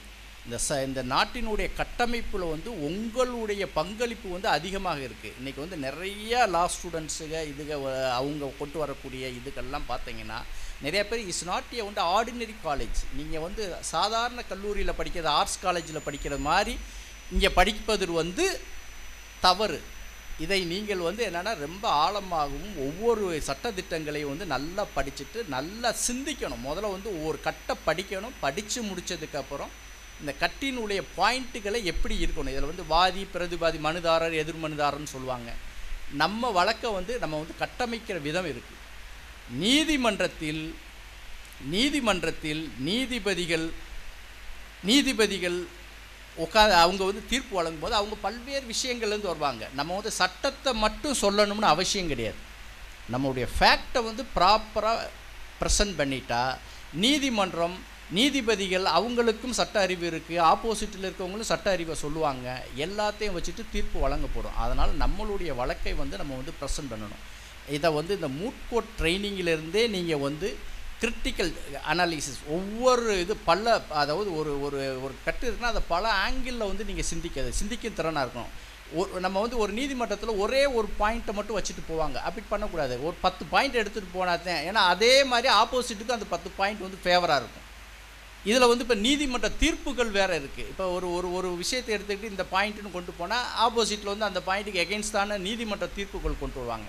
அதனால் வந்து நம்ம வந்து என்னென்னா நம்முடைய ப்ரிப்ரேஷன், வே ஆஃப் அப்ரோச் எல்லாமே வந்து தெளிவாகவும் சீராகவும் கரெக்டாகவும் கொண்டு போகணும்.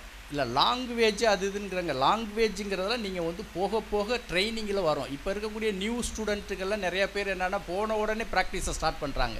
அதெல்லாம் மிகப்பெரிய தவறு. ஒரு நல்ல சீனியர்கிட்ட போய் கொஞ்ச நாள் இருங்க. இனிஷியல் ஸ்டேஜில் வந்து நிறைய உங்களுக்கு வந்து கஷ்ட நஷ்டங்கள் இருக்குது, வந்து நிறையா வந்து டிஃபிகல்ட்டிஸ் இருக்குது. அது போக போக சரியாகும். இப்போ நாங்கள்லாம் போய் ஜாயின் பண்ணோம், மெட்ராஸ்லலாம் ரொம்ப சிரமத்தையும் பட்டோம். மதுரைக்கு பெஞ்சு வர வந்து ஏதோ கொஞ்சம் பரவாயில்லான்னு இருந்துச்சு. அதனால் வந்து என்னென்னா நீதிமன்றங்களில் வந்து இருக்கக்கூடிய there is a large crowd in the bottom. இப்போ மதுரை டிஸ்ட்ரிக்ட் கோர்ட்டில் பார்த்தீங்கன்னா கூட்டமாக இருப்பாங்க. ஒரு வண்டி நிற்கிறது கூட இடம் இருக்காது. ஆனால் மேலே போக போக ஒவ்வொரு டாப்பிக்லேயும் ஒரு கச்சாரன்சிக்குன்னா மதுரையில் ஸ்பெஷலிஸ்ட் லாயர் ஒரு 2-3 பேர் இருக்காங்க, எஜுகேஷனுக்குன்னா ஒரு 4-5 பேர் இருக்காங்க. இப்படி ஒவ்வொரு சட்டத்துக்கும் வந்து ஒரு ஸ்பெஷலிஸ்ட் இருக்காங்க. அவங்ககிட்ட அந்த டைப்பான கேசஸ் வந்து நிறைய குமியுது.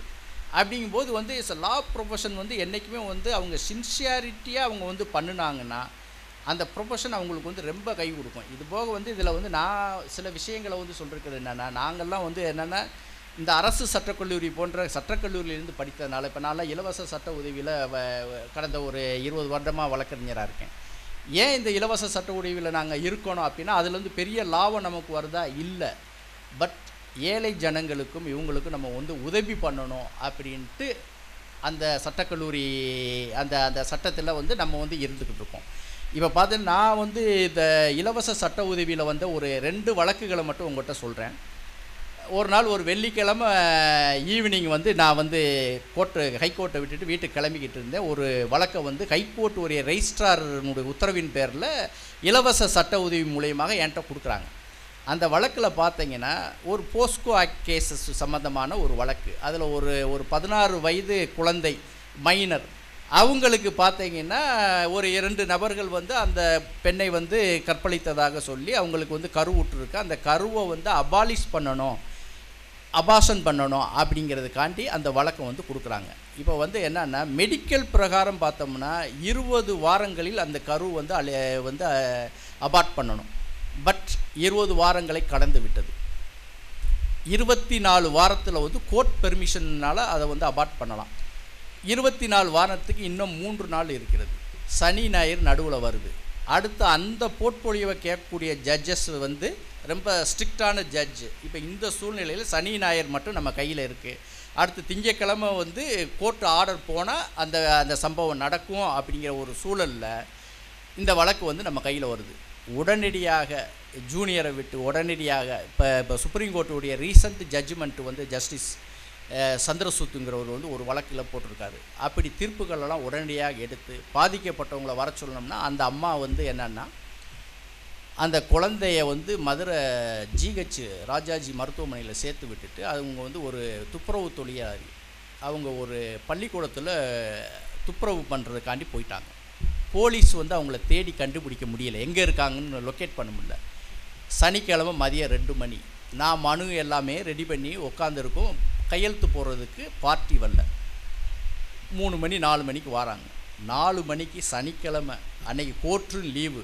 4 மணிக்கு அவங்ககிட்ட கையெழுத்து வாங்கி அங்கே ஒரு கோர்ட் மேனேஜர், மதுரை ஹைகோர்ட் பெஞ்சில் ஒரு மேனேஜர்னு இதுக்கு போட்டிருப்பாங்க. லீவ் காலத்தில் அவர்கிட்ட ப்ரெசன்ட் பண்ணுறோம். அது ஒரு ஜட்ஜிட்ட போகுது. 7 மணிக்கு ஜட்ஜு வந்து வீடியோ கான்ஃபரன்ஸில் வராரு. என்ன பிரச்சனைன்னு கேட்குறாரு. விஷயத்தை நம்ம சொல்கிறோம், ஆர்கியூ பண்ணுறோம். அப்படியே நான் வந்து ஒரு டீ கடையில் நின்றுக்கிட்டு இருக்கேன். டீ கடையில் நின்றுக்கிட்டு இருக்கும்போதே எனக்கு ஒரு ஃபோன் வருது. ஜட்ஜு வாராங்க லைனில், ஃபோனை ஆன் பண்ணுங்க அப்படிங்கிறாங்க. ஃபோனை ஆன் பண்ணுறோம், பேசுகிறோம். ஜட்ஜு கேட்குறாரு. கேட்டுட்டு எஸ் அப்படின்னு சொல்லிட்டு நீங்கள் வெயிட் பண்ணுங்கள் அப்படின்னு சொல்லிட்டு அது ஆப்போசிட்டில் கவர்மெண்ட் லாயர் யாருன்னு கேட்டால் அங்கே கேட்டுட்டு அந்த பொண்ணு எங்கே இருக்காங்க போலீஸ் மூலியம் போய் அவங்கள கனெக்ட் பண்ணுங்கள் அப்படின்னு சொல்லிட்டு அந்த பொண்ணு போய் வீடியோ கான்ஃபரன்ஸில் கனெக்ட் பண்ணி அந்த பொண்ணு வந்து கன்சென்ட் கொடுக்குது. இல்லை நானே மைனரு, எனக்கு இந்த இதில் உடன்பாடு இல்லை, அந்த குழந்தைய வந்து அபாஷன் பண்ணிடுங்கன்னு சொல்லிடுறாங்க. உடனே அது வந்து திங்கக்கிழமை நடக்குது. 24 வாரம்ங்கிறது அந்த திங்கக்கிழமை அந்த டெட்லைனில் அந்த விஷயம் முடிக்கப்படுது. அன்று இரவே எனக்கு வந்து ஆர்டர் காப்பி கொடுத்தாங்க. நைட்டோட நைட்டே நான் ராஜாஜி மருத்துவமனையில் அவங்களுடைய அம்மாட்ட போய் அதை சப்மிட் பண்ணுறேன். இதெல்லாம் ஏன் சொல்கிறேன் அப்படின்னா சில வழக்குகள் வந்து நாள் கணக்கில் போய்கிட்டு இருக்கோம். 50 வருஷம் 30 வருஷம் 40 வருஷம் இருக்க வழக்குகள்லாம் போய்கிட்டு இருக்கு. பட் சில வழக்குகள் அன்றே நம்ம தீர்மானிக்க வேண்டிய வழக்காக இருக்குது. நான் கூட நீதிபதிகிட்ட சொன்னேன், திங்கக்கிழமை கூப்பிட்டு வரேன் அவங்க அம்மாவை நேரடியான்னு சொன்னேன். அவர் சொன்னார், ஒரு நாள்தான் இருக்குது, இன்றே அதை முடிக்க வேண்டும் என்று தீர்ப்பு வழங்கப்பட்டது. இப்படி விரைந்து தீர்ப்பு வழங்கக்கூடிய விஷயங்களும் நம்ம இருக்குது. இன்னொரு வழக்கு மட்டும் சொல்கிறேன். இதெல்லாமே வந்து நான் வந்து இலவச சட்ட உதவியில் செஞ்ச ஒரு 2 வழக்குகளை மட்டும் கோடிட்டு காட்டலாம்னு நான் நினச்சேன். ஏன்னா நான் காசு வாங்கிட்டு ஆர்கியூ பண்ணுற கேஸ் இங்கே சொல்கிறதுனால உங்களுக்கு பிரயோஜனப்படாது. ஒரு பெரியவர் வயசு வந்து ஒரு 90 வயசு இருக்கும். 90 வயசில் வராரு. அவர் யாருன்னு பார்த்தா ஒரு சுதந்திர போராட்ட தியாகி. அவர் என்ன சொல்கிறாரு அப்படின்னு பார்த்தீங்கன்னா, ஐயா எனக்கு வாழ்கிறதுக்கே வழி இல்லை, நான் ஒரு பிச்சைக்காரன் லெவலில் இருக்கேன், எனக்கு வந்து கவர்மெண்ட்டில் ஒரு நிவாரணம் வேணும் அப்படிங்கிறாரு. அப்போ அவங்க வந்து என்னென்னா சுதந்திர போராட்ட தியாகினால் அவங்களுக்கு ஒரு கவர்மெண்ட்லேருந்து ஒரு தியாகி பென்ஷன் அப்படிங்கிறது ஒன்று வாங்கணும். அதை அப்ளை பண்ணோம், லீகலே இல்லை, கவர்மெண்ட்டு அப்ஜெக்ட் பண்ணுது. கடைசியில் அவருக்கு வந்து 15,500 ரூபா வந்து பென்ஷன் வந்து கொடுக்கப்பட்டது கவர்மெண்டால். அதுபோக இல்லாமல் அவர் மனு போட்ட தேதியிலிருந்து அது கொடுக்கணும் அப்படின்னு சொல்லிட்டு கிட்டத்தட்ட வந்து ஒரு 12 லட்ச ரூபா அவருக்கு வந்து அரியர்ஸ் ஆஃப் பென்ஷன் ஒன்று கொடுத்தாங்க. இது இப்படியெல்லாம் நாங்கள் வந்து அந்த சட்ட உதவியின் மூலமாக அவங்களுக்கு வந்து வாங்கி கொடுத்துக்கிட்டு இருக்கோம். இப்போ சட்டக்கல்லூரி மாணவர்கள், you are having so much social responsibility to build this nation. அதனால் வந்து நீங்கள் என்ன செய்யணும் அப்படின்னு சொன்னீங்கன்னா, நீங்கள் வந்து நல்லா படிக்கணும், அவ்வளோது. வேறு என்ன சொல்கிறது, படிங்க, நல்லபடியாக படிங்க. உங்களுக்கு இப்போ நாங்கள் இருக்கும்போதெல்லாம் கைகோர்ட் வந்து சென்னையில் இருந்துச்சு, இங்கேருந்து வந்து கிட்டத்தட்ட வந்து நான் அங்கே தங்கி படிக்கணுன்ட்டு இப்போ ஹைகோர்ட் பெஞ்சே வந்து இங்கே எஸ்டாப்ளிஷ் பண்ணிட்டாங்க. இங்கே செவரல் ஜட்ஜஸ் இருக்குது. இப்போ உங்களுக்கு லாட் ஆஃப் வந்து ஃபீல்டு இருக்குது. இப்போ வந்து சில பேர் வந்து நீங்களே போயிருப்பீங்க நிறையா பேர்கிட்ட வந்து ப்ராக்டிஸுக்கு. எம்சிஓபியில் மட்டும் ப்ராக்டிஸ் பண்ணுவாங்க, மோட்டார் ஆக்சிடென்ட் கேஸில் மட்டும் பண்ணுவாங்க, சில பேர் சிவில் மட்டும் பண்ணுவாங்க, சில பேர் ரிட் மட்டும் பண்ணுவாங்க. இப்படிலாம் இருக்குது. இங்கே வந்து இப்போ உங்களுக்கு வந்து என்னென்னா ஆப்பர்ச்சுனிட்டிஸ் அதிகமாக இருக்குது. டிஸ்ட்ரிக்ட் கோர்ட் இருக்குது, கன்சியூமர் கோர்ட் இருக்குது, ஹை கோர்ட் இருக்குது, இங்கே பக்கத்தில் கலெக்டர் ஆஃபீஸில் ஆர்டிஓ கோர்ட் இருக்குது. எல்லா வெரைட்டி ஆஃப் ஃபீல்ட்ஸ் வந்து இங்கே இருக்குது. லாயர்ஸினுடைய டிமாண்ட் இப்போ நிறையா லா காலேஜ் வந்துருச்சுன்னு சொல்கிறாங்க, வந்தாலும் டிமாண்ட் அதிகம். ஒன்றே மட்டும் நான் சொல்லிவிட்டு நிறைவு பண்ணலாம்னு நினைக்கிறேன். இப்போ எங்களை மாதிரி வழக்கறிஞர்கள்ட்ட ஒரு வழக்கு வருதுன்னா, நாங்கள் வந்து இந்த தொழிலில் வந்து இப்போ நிறையா வந்து அரசியல் பின்புலத்தோடு இருக்க நபர்கள் இருக்காங்க, ஜாதி பின்புலத்தோடு இருக்க நபர் இருக்காங்க.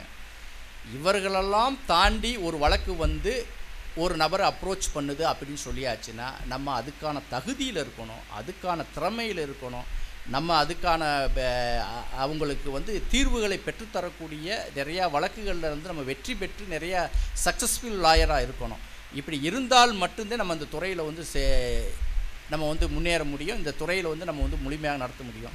மாணவராகிய நீங்கள் வந்து, நான் இந்த மதுரை சட்டக்கல்லூரி மாணவராகிய நீங்கள் வந்து இந்த துறை தேர்ந்தெடுத்து நீங்கள் வந்து நல்லபடியாக அனைத்து இதுகளையும் வந்து ஒவ்வொரு இதையும் வந்து நல்லா சிந்தித்து செயல்பட்டு ஒவ்வொரு சட்ட அதை இதையும் படிக்கும் பொழுது புக்கில் டெக்ஸ்ட்டில் இருக்கிறது போக நீங்கள் வந்து அதை கிரிட்டிக்கலாக அனலைஸ் பண்ணி டிஃப்ரெண்ட் ஆங்கிளில் அதை இது பண்ணி ஒரு வழக்கை கட்டமைத்து கொண்டு இந்த நாட்டுக்கு வந்து உதவுமாறு கேட்டுக்கொள்கிறேன். நன்றி, வணக்கம்.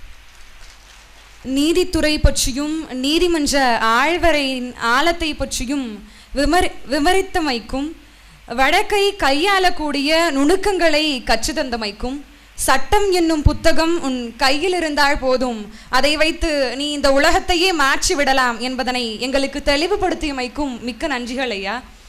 அடுத்தபடியாக இன்னைக்கு செஷனில் ஒரு சுவாரஸ்யமான விஷயம் இருக்கிறதா பிரின்சிபல் சார் சொன்னார். இன்னைக்கு நடந்த இந்த டிஸ்கஷனில் உங்களுக்கு ஏதாவது சந்தேகமோ கேள்வியோ இருந்தால் சீஃப் கெஸ்ட் கிட்ட கேட்டு நீங்கள் அதிலிருந்து தெளிவு பெற்றுக்கலாம் அப்படின்னு சொன்னாங்க. With due permission from respected principal sir, நானே முதல் கேள்வியை கேட்கணும்னு ஆசைப்பட்றேன் sir. Sir, good afternoon sir. I am also a mooter sir. I know how art of advocacy applies in moot court sir. But அந்த ஆர்ட் ஆஃப் அட்வொகேசி எப்படி actual கோர்ட்டில் use ஆகும் அப்படின்றதையும், ஒரு ஆர்ட் ஆஃப் அட்வொகேசியில் ஒரு மூட்டராகவோ ஒரு அட்வொகேட்டாகவோ நம்ம ஷைன் ஆகணும், எக்ஸ்பர்ட் ஆகணும்னா நம்ம என்னெல்லாம் பண்ணணும் சார்? ஃபர்ஸ்ட் உங்கள் பேர் என்ன? Myself Priyadharshini sir. எல்லாரும் பிரியதர்ஷினிக்கு ஒரு கிளாப் பண்ணும்படி நான் அன்போடு கேட்டுக்கொள்கின்றேன். ஃபர்ஸ்ட், அதாவது ஒரு சிறிய விதை தான் பெரிய ஆலமரத்தை உருவாக்குகிறது. ஃபஸ்ட், நீண்ட பயணம் ஒரு அடியிலிருந்து தான் எடுத்து வைக்கப்படுகிறது. இந்த மூட் கோர்ட் மாதிரி நீதிமன்றத்தில் ஃபஸ்ட்டு ஒரு டிசிப்ளின் நமக்கு கிடைக்கிது. ஃபஸ்ட் உள்ள எல்லா வகையான ஒரு பயிற்சி களம் கிடைக்கிறது. ஃபஸ்ட்டு எப்படி எதை பேசணும், 30 நிமிஷத்துக்குள்ளே எப்படி பேசணும், ஒரு டீமுக்கு 10 மினிட்ஸ் கொடுக்கக்கூடிய அந்த இதில் எப்படி பேசணும். ஏன்னா சுப்ரீம் கோர்ட்டில் நான் அங்கே பார்ப்பேன் அடிக்கடி, 2 நிமிஷத்துக்கு மேலே சான்ஸ் கிடைக்காது. இந்த 2 நிமிஷத்தில் நம்ம என்ன கருத்து சொல்கிறோமோ அதான் வெற்றி. ஹைகோர்ட்டில் ஓரளவு கிடைக்கும். சில ஜட்ஜஸ் உடனே சொல்லுங்கப்பாங்க. எந்த சூழ்நிலையாக இருந்தாலும் எந்த பாயிண்ட்டை ஃபஸ்ட்டு வைக்கிறது, அதுதான் மாபெரும் வெற்றி. நமக்கு எதை ஃபோக்கஸ் பண்ணுறோம், எந்த கேள்வியை நம்ம சொல்ல போகிறோம், கிளாரிட்டி எப்படி இருக்குது, ரீசனிங் எப்படி இருக்குது, இது எல்லாமே இந்த மூட்டில் உங்களுக்கு கிடச்சிடும். First research, internet, library, Journal. இப்போ எஸ்இசி லா ஜேர்னல், எந்த ஜேர்னலில் இன்றைக்கி என்ன வந்திருக்குங்கிறத அப்டேட் பண்ணியிருக்கணும். அப்டேட் இப்போ இன்றைக்கி ஒருத்தர் வராருன்னா இந்த கேஸில் இப்போ ஒரு திடீர்னு உங்களை ஒரு சீஃப் கெஸ்ட்டை வந்து பேச சொல்கிறாங்க, ஒரு ஹைகோர்ட் ஜட்ஜை வந்து உங்களை பேச சொல்கிறாங்க. நீங்கள் உடனே என்ன செய்யணும், இம்மிடியேட்டாக கானூன் ஃப்ரீ ஆப்ட் அங்கே நீங்கள் உள்ளே போகிறீங்க, அதில் எடுக்கிறீங்க, இந்த நீதிபதி செஞ்ச பெஸ்ட்டு கேசஸ் என்னங்கிறது உடனே பார்க்குறீங்க, அந்த இடத்துல அதை எடுத்து சொல்கிறீங்கன்னு பார்த்தீங்களா, அதாங்க உங்களுடைய வெற்றி. அந்த வெற்றியை நம் கையில் தான் இருக்கிறது. ஏன்னா இன்றைக்கி ஃபஸ்ட்டு நான் பெருமையாக நினைக்கிறது என்ன தெரியுமா, வின்னிங்கை காட்டிலும் பார்ட்டிசிபேஷன் இஸ் முக்கியம். வின்னிங் முக்கியம் கிடையாது, ஒருத்தன் பார்ட்டிசிபேஷனாக உள்ளே வந்துட்டாலே அதான் மாபெரும் வெற்றி. ஒன்ஸ் நீங்கள் உள்ளே வந்துட்டால் ஆட்டோமேட்டிக்காக யூ வில் பி எக்யூப். ஏன்னா எக்யூப் ஆகிறது தான் இன்றைக்கி மாபெரும் வெற்றி. கேஸ் வரும், ஆனால் இந்த கேஸை எப்படி நம்ம நடத்துகிறதுக்கு திறமை வேணும். அந்த திறமையை இந்த மாதிரி நீதிமன்றம் கொடுக்குது, பயிற்சி இங்கே கிடைக்குது. இதையே நீங்கள் அங்கே போய் ப்ராக்டிஸ் பண்ணுறப்ப இது எல்லாமே நீங்கள் கலெக்டிவாக எடுத்துகிட்டு போகிறீங்க. எப்படி எடுத்துகிட்டு போகிறீங்க, நூல் படிக்கிறீங்க, புக்ஸ் படிக்கிறீங்க, இன்டர்நெட் பார்த்து அப்டேட் பண்ணுறீங்க, ஜேர்னல்ஸ் அப்டேட் பண்ணுறீங்க, எவ்வளோ நேரம் பேசணுங்கிறத ஒரு குறிப்பு எடுத்துக்கிறீங்க, எந்த லாங்குவேஜில் எப்படி பேசினா நீதியாக இருக்குன்னு பார்க்குறீங்க, கோர்ட் கிராஃப்ட் பழகிக்கிறீங்க. இவ்வளோ இருந்தாலே போதும், மாபெரும் வழக்கறிஞராக உங்களால் வர முடியும். வாழ்த்துக்கள். Thank you so much sir for clarifying my doubt. அடுத்தபடியாக வேறு யாராவது சந்தேகமோ கேள்வியோ இருந்தால் கண்டிப்பாக கேட்கலாம். Pleasant evening, sir. Sir, thank you for your wonderful and impeccable insights, sir. Sir, one particular query regarding teamwork, sir. Sir, நீங்கள் டீம்ஒர்க் பற்றி சொல்லும் போது ரொம்ப அருமையாக எக்ஸ்பிளைன் பண்ணீங்க.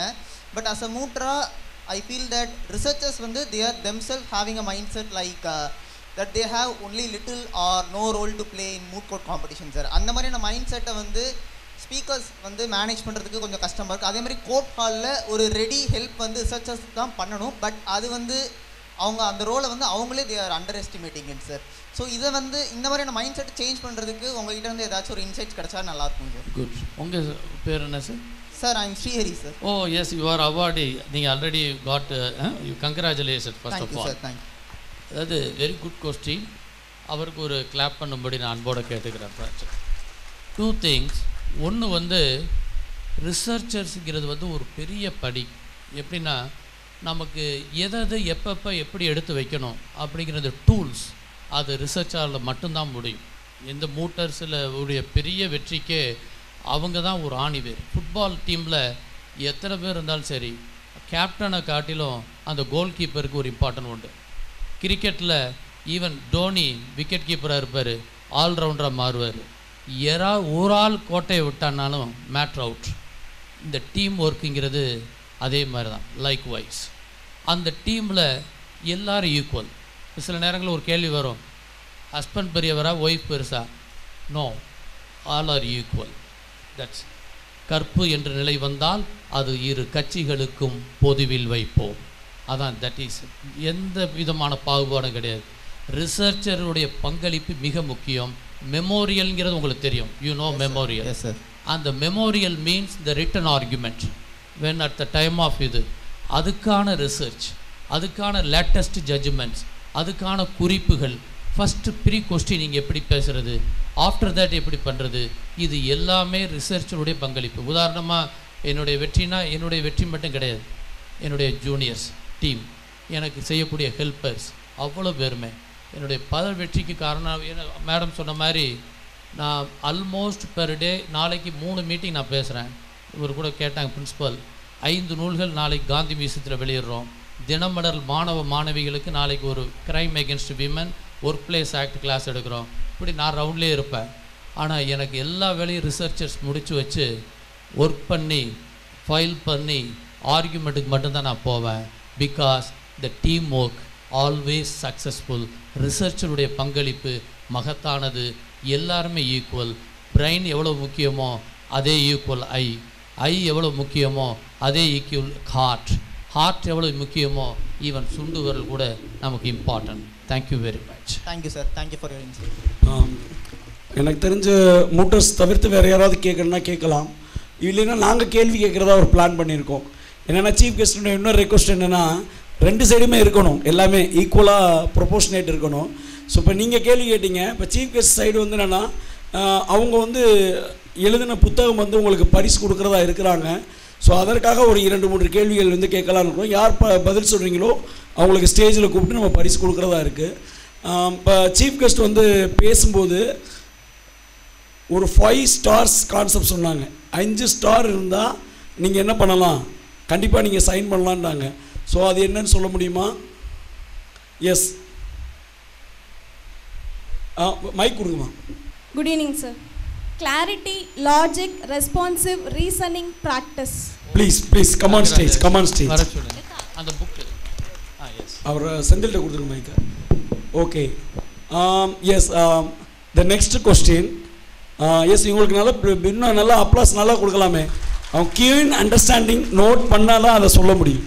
சரிங்களா? இன்னொரு கொஸ்டின் வந்து என்னென்னு கேட்டிங்கன்னா வந்து சீஃப் கெஸ்ட் வந்து அவங்க பேசும்போது வந்து என்ன சொன்னாங்கன்னு கேட்டிங்கன்னா வந்து என்னென்னா, இந்தியன் பார்லிமெண்ட்டில் அட்வொகேட்ஸ் வந்து என்ன செஞ்சுருந்தாங்க, அதிகமாக இருந்தாங்க ஃபஸ்ட்டு பார்லிமெண்ட்டில் அப்படின்ட்டு. சரிங்களா? ஏதாவது ஒரு நம்பர் சொன்னால் கூட ஓகே, டோட்டல் மெம்பரில் எவ்வளோ சொன்னாங்கன்னு அந்த பதில் சொன்னாலும் ஓகே, அல்லது மினிஸ்ட்ரியில் எவ்வளோ இருந்தாங்க அந்த பதில் சொன்னாலும் okay. So if any try. Total council of மினிஸ்டரில் 170 அட்வொகேட்ஸ் இருந்தா சொன்னாங்க. டோட்டல் பார்லிமெண்ட்லேயே டோட்டலாக 170. எஸ், ப்ளீஸ் அப்ளாஸ் பண்ணுங்கள். வாங்கம்மா ஸ்டேஜ்க்கு வாங்க, உங்களுக்கான ப்ரைஸ் வாங்கிக்கோங்க. ஸோ அதே மாதிரி வந்து என்னென்னா நம்ம சீஃப் கெஸ்ட் பேசும்போது வந்து என்னென்னு கேட்டிங்கன்னா வந்துன்னா புத்தகங்கள் வந்து அதிகமாக வாசிக்கணும் அப்படிங்கிறத ஒரு உதாரணமாக சொன்னாங்க. சரிங்களா? அவங்களுமே சில புத்தகங்களை சில அறிஞர்களை மேற்கோள் காட்டினாங்க. இப்போ அவங்க என்ன அறிஞர்கள் சொன்னாங்கன்னு சொன்னால் நீங்கள் கஷ்டப்படுவீங்க. I know very well. சரியா? நீங்கள் மாணவர்கள் தானே, அதனால் அந்த கஷ்டமாக நான் தரல. அவங்க 2 முக்கியமான ஸ்காலருடைய நேம் வந்து சொன்னாங்க அவங்களுடைய பேச்சினுடைய ஆரம்பத்தில். அதில் யாரோ ஒருத்தவங்களை சொன்னீங்கன்னா கூட என்ன செய்யலாம், அது பண்ணலாம். ஏன்னா because they are very famous. Yes, please mike கொடுங்கம்மா. அறிஞர் அண்ணா பகத்சிங். அறிஞர் அண்ணா பகத்சிங் புத்தக வாசிப்புக்கு உதாரணமாக சொன்னாங்க. எஸ், இவருக்கு ஒரு அப்ளாஸ் கொடுக்கலாம். ப்ளீஸ் கம் ஆன் டு ஸ்டேஜ்மா. அம்மா இங்கே பாருங்கள், ஃபஸ்ட்டு ப்ரைஸ் வாங்கினவங்க மட்டும்தான் final year, second BA LLB. இப்போ 2 ப்ரைஸ் வாங்கினதும் ஃபஸ்ட் இயர். சரிங்களா? ஃபஸ்ட்டு BA LLBயில் அவங்க ஆர்வமாக பதில் சொல்கிறாங்க. சரிங்களா? அப்போ நம்ம மற்ற ஸ்டூடெண்ட்ஸுமே என்ன செய்யலாம், யூ மே ட்ரை. இன்னும் நம்ம அந்த கேட்ட கேள்வியில் வந்து என்னென்னா இன்னும் ஒரு புக் இருக்குது, அந்த ஒரு புக்குக்கான கேள்வியை நான் கேட்டுறேன். சரிங்களா? அந்த கேள்வி என்னென்னா, இப்போ தம்பி சொன்னார் வாசிப்புன்னு வரும்போது அண்ணாதுரை, டாக்டர் BR அம்பேத்கர், பகத்சிங் 3 பேர் சொன்னாங்க. ஆக்சுவலாக தம்பி 2 பேர்கள் சொன்னாங்க. நம்ம ஓகேன்னு சொல்லி நினைச்சாச்சு, அவருக்கான கிஃப்ட் கொடுத்தாச்சு. நான் கேட்குற இன்னொரு கேள்வி என்னென்னா, அப்சர்வேஷன் இருந்தால் நீ சொல்லிடலாம் ஈஸியாக. சரி, என்னன்னு கேட்டிங்கன்னா, பேச்சினுடைய ஆரம்பத்தில் 2 அறிஞர்களுடைய மேற்கோள் காட்டி நமது சிறப்பு விருந்தினர் பேசினாங்க. அந்த 2 அறிஞர்களை ஏதாவது ஒரு அறிஞர் சொன்னால் கூட சந்தோஷம்தான். Is a very famous. No once is always once. சரிங்களா? அதே ஆளே திருப்பி வாங்கக்கூடாது. அப்போ மற்றவங்களுக்கு வாய்ப்பு உண்டு. Yes please. He quoted the words of Bharadiyar. Yes, Bharathiyar. Anything else? இந்த வாலண்டியர்னஸ்காண்டி ப்ரைஸ். ஆக்சுவலாக ஆன்சர் என்னென்னா பெஞ்சமின் ஃப்ராங்க்லின். சரிங்களா? அந்த கோட் தான் வந்து என்னென்னா ரொம்ப ரொம்ப ரொம்ப சார் ஆணித்தரமாக பேசி அதை அப்படியே கம்பேர் பண்ணி காமிச்சாங்க. சரிங்களா? இன்னும் 2 கோட் சொன்னாங்க. சரிங்களா? நீ ஆன்சர் சொல்லலாம். இப்போ நான் நிறைய ஆன்சர் சொன்னால் எனக்கு தான் புக்கு வரும். அதனால் நான் இந்த ஆன்சரோட நிப்பாட்டிக்கிறேன். Thanks for this active participation. சரிங்களா? நம்மளே நல்லா கிளாப் பண்ணிக்கிறலாமா? நல்லா பலமாக தட்டுங்க. ஓகேம்மா, தேங்க்ஸ் ஃபார் திஸ் ஆப்பர்ச்சுனிட்டி. அடுத்ததாக நாவினிக்க நல்லதொரு தமிழில் நன்றி உரை ஆற்றிட வருமாறு எம் கல்லூரியின் உதவி பேராசிரியர் மற்றும் மதுரை அரசு சட்ட கல்லூரியின் மாதிரி வழக்குவாத குழுமத்தின் உறுப்பினர் திரு வெங்கடேசன் ஐயா அவர்களை அன்போடு அழைக்கிறோம். Good evening to one and all present here. It's my honor and privilege to deliver the vote of thanks at the conclusion of this moot court orientation program. First and foremost, I express my gratitude to Government of Tamil Nadu and respective Department of Law and first women Director of Legal Studies, Dr. Professor Vijayalakshmi Madam for their continued encouragement support towards the moot court platform.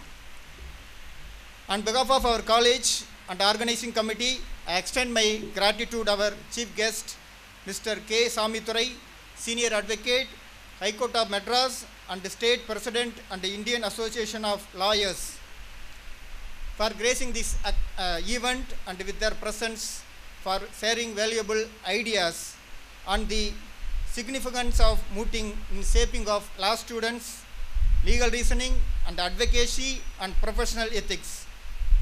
A sincere thanks to our special guest, Mr.